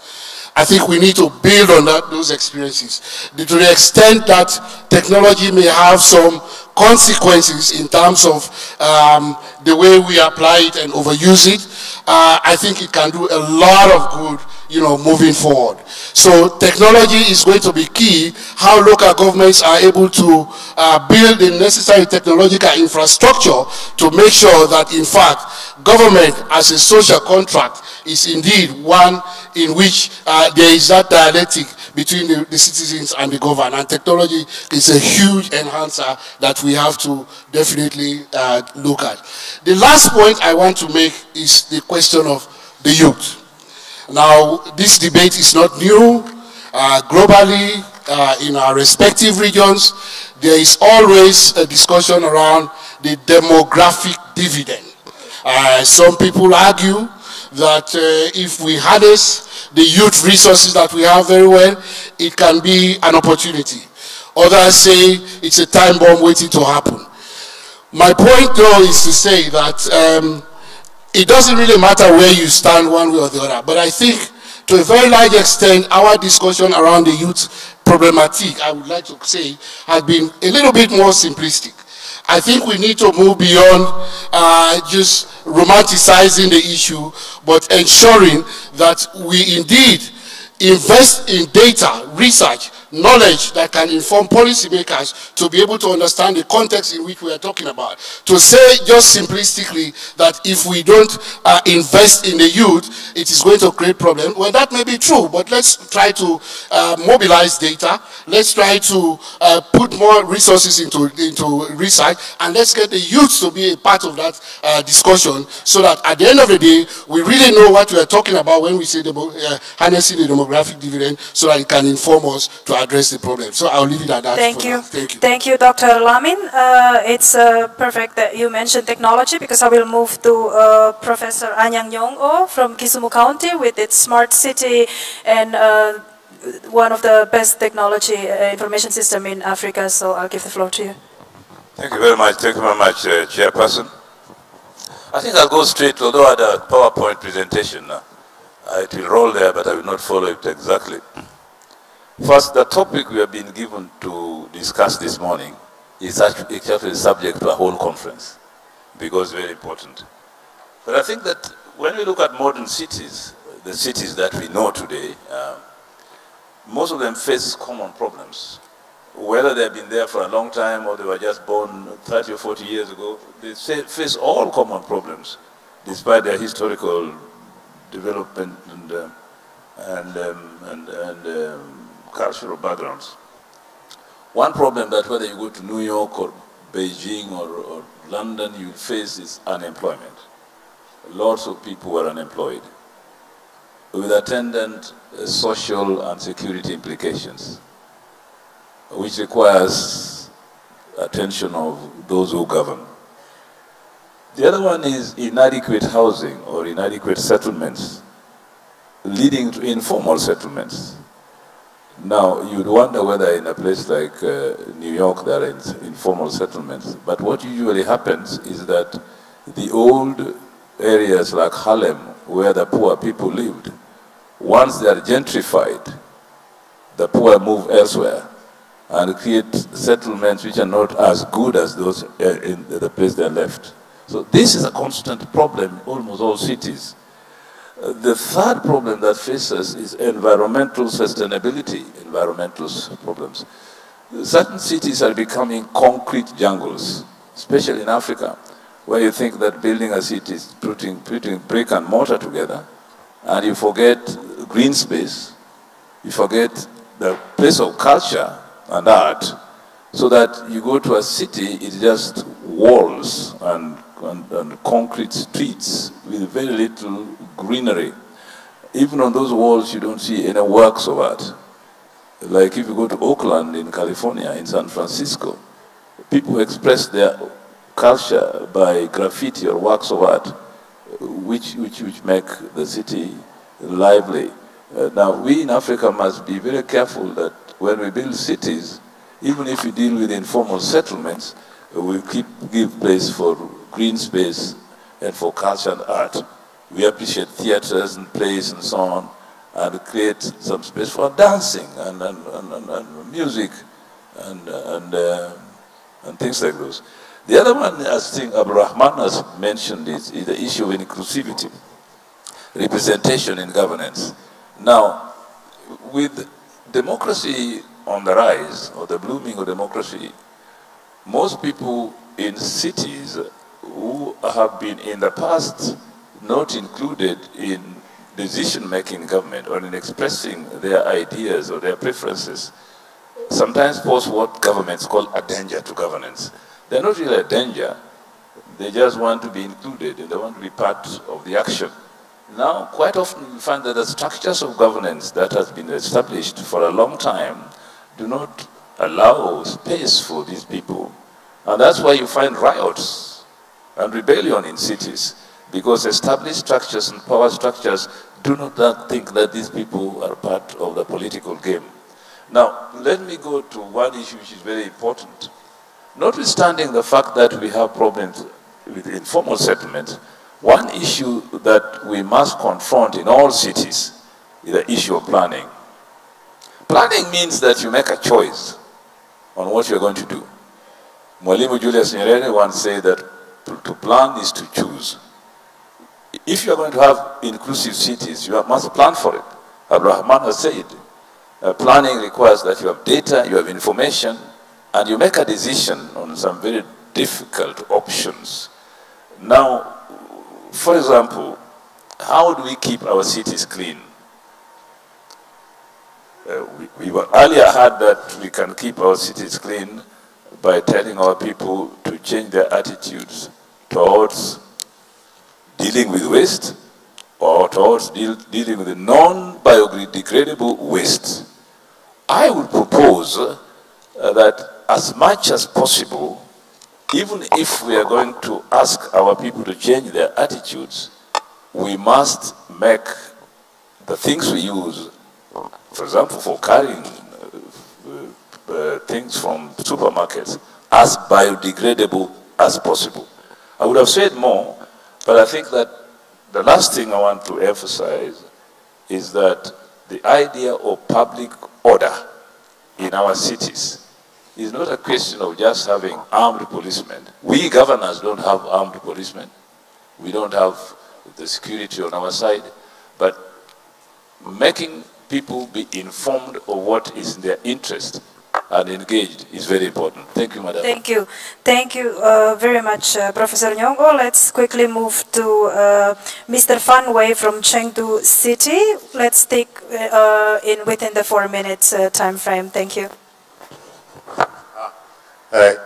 女士们、先生们，非常荣幸受邀参加这个全球可持续蓝色经济会议，很高兴和大家分享来自中国成都的经验。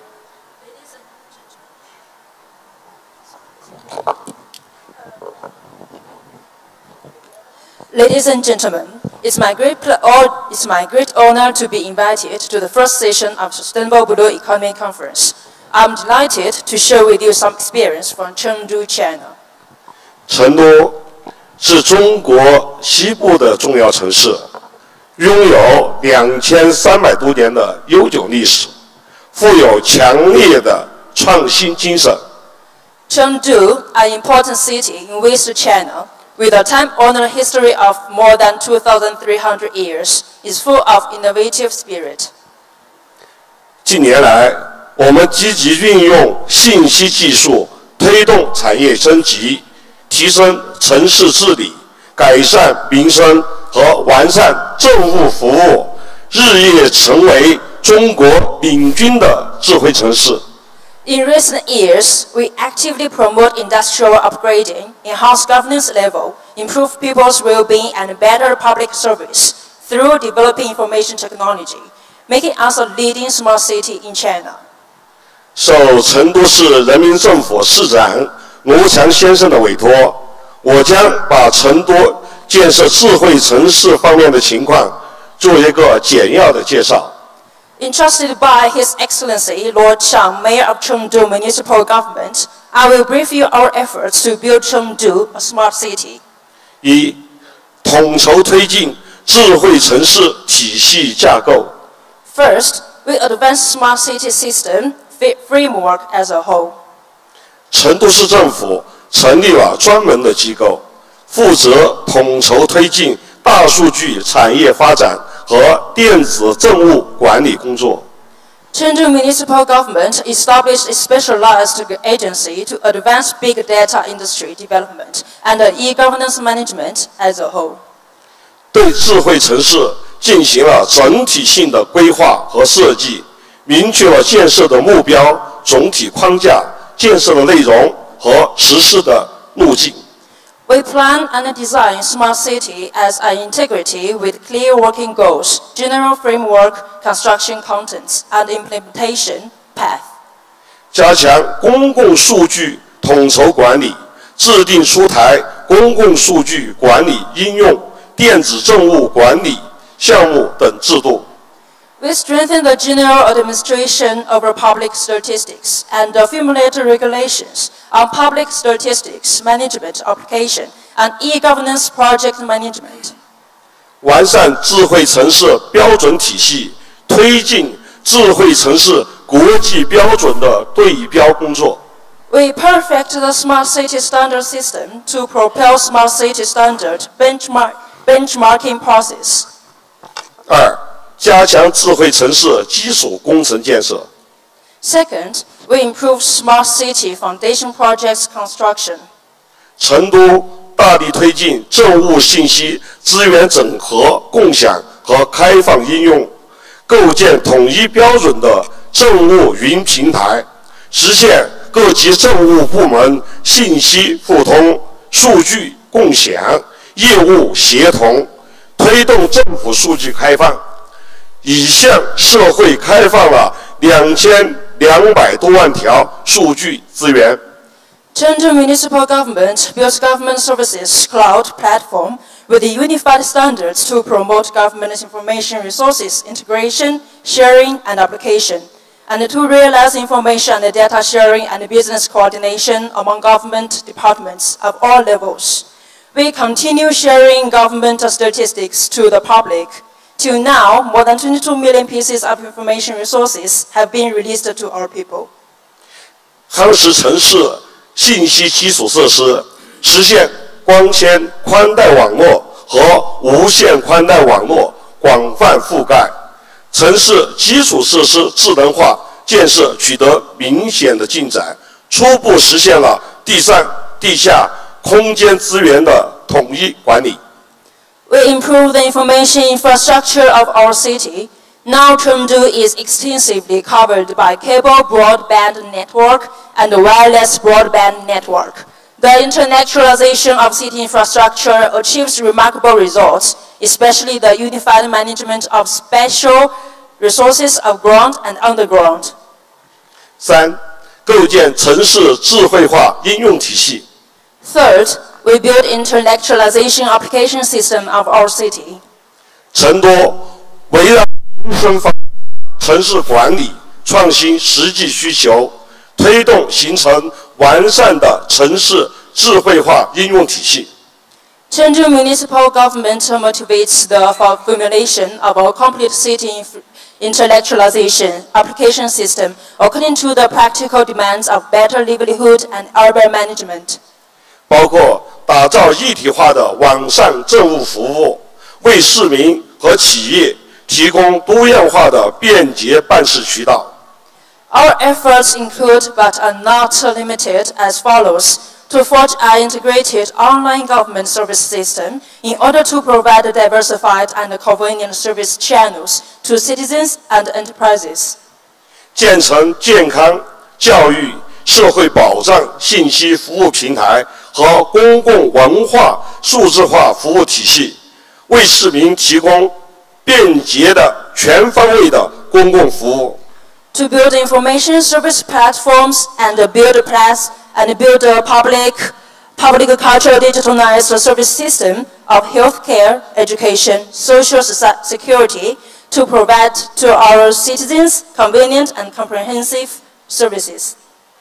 建立了覆盖衣食住行娱等生活服务属系的 O2O 便民服务体系，为市民提供更便捷的城市生活服务。 To establish O2O convenience services system which covers basic necessities of life, namely clothing, food, accommodation, transportation, and entertainment, etc. 建立智能的城市运行管理体系，推进数字化城市管理、智慧交通服务、食品药品安全监管。 To build smart operation and management system for our city to promote digitalized urban administration, smart transportation service, and food and drug safety supervision. 实施智慧环保服务，建设绿色宜居生态环境。 And to implement smart environment protection to speed up building a green and livable ecological environment. 总之，成都智慧城市建设要达到的目标是实现各类大数据的聚合，支撑城市精准化治理和资源高效配置，促进城市的可持续发展。 In conclusion, as a smart city, our aim is to realize city's sustainable development through precise governance and efficient resources allocation by aggregating all types of big data. Thank you, Mr. Fanway. Thank you, Ms. Interpreter. We're 2 minutes behind schedule, but I'm happy to take one question if there is interest. Yes, the gentleman behind.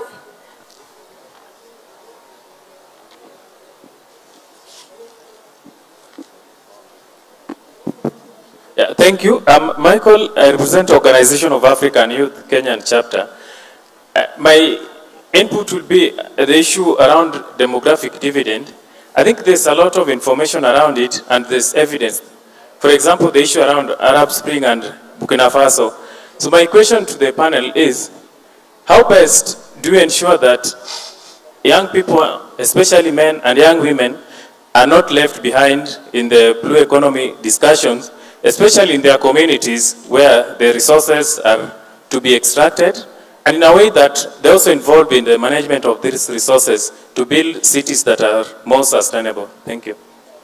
Thank you for the question. Maybe Dr. Lamin for the inclusion question.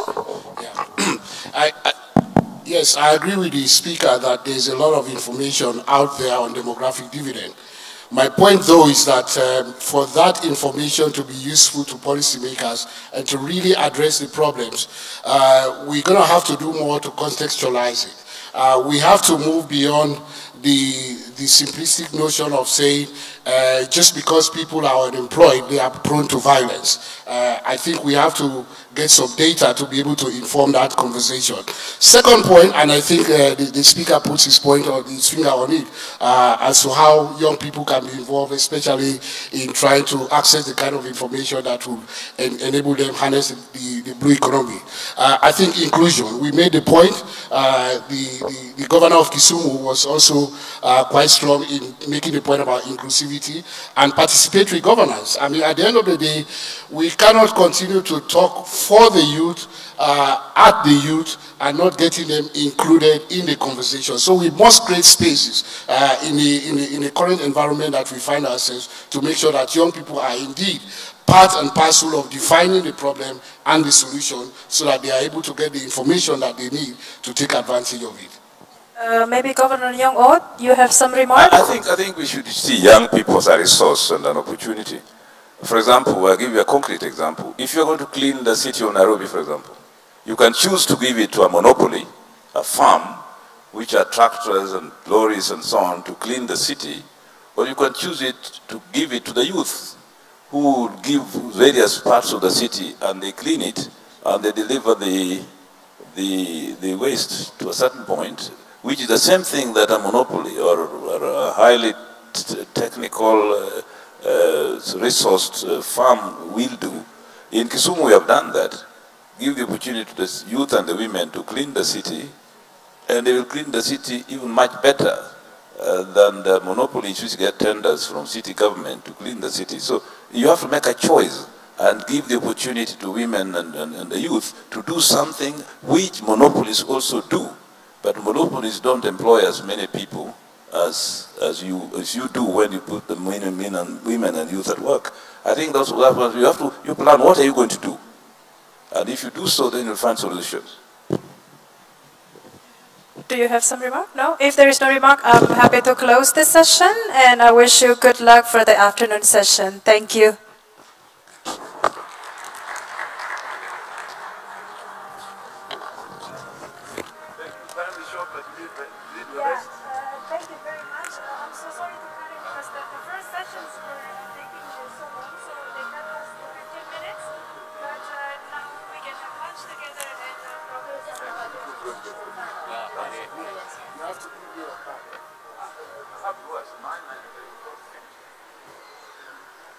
Excellencies, honorable ministers and delegation, ladies and gentlemen, allow me to flash and we'll be back at 2 o'clock.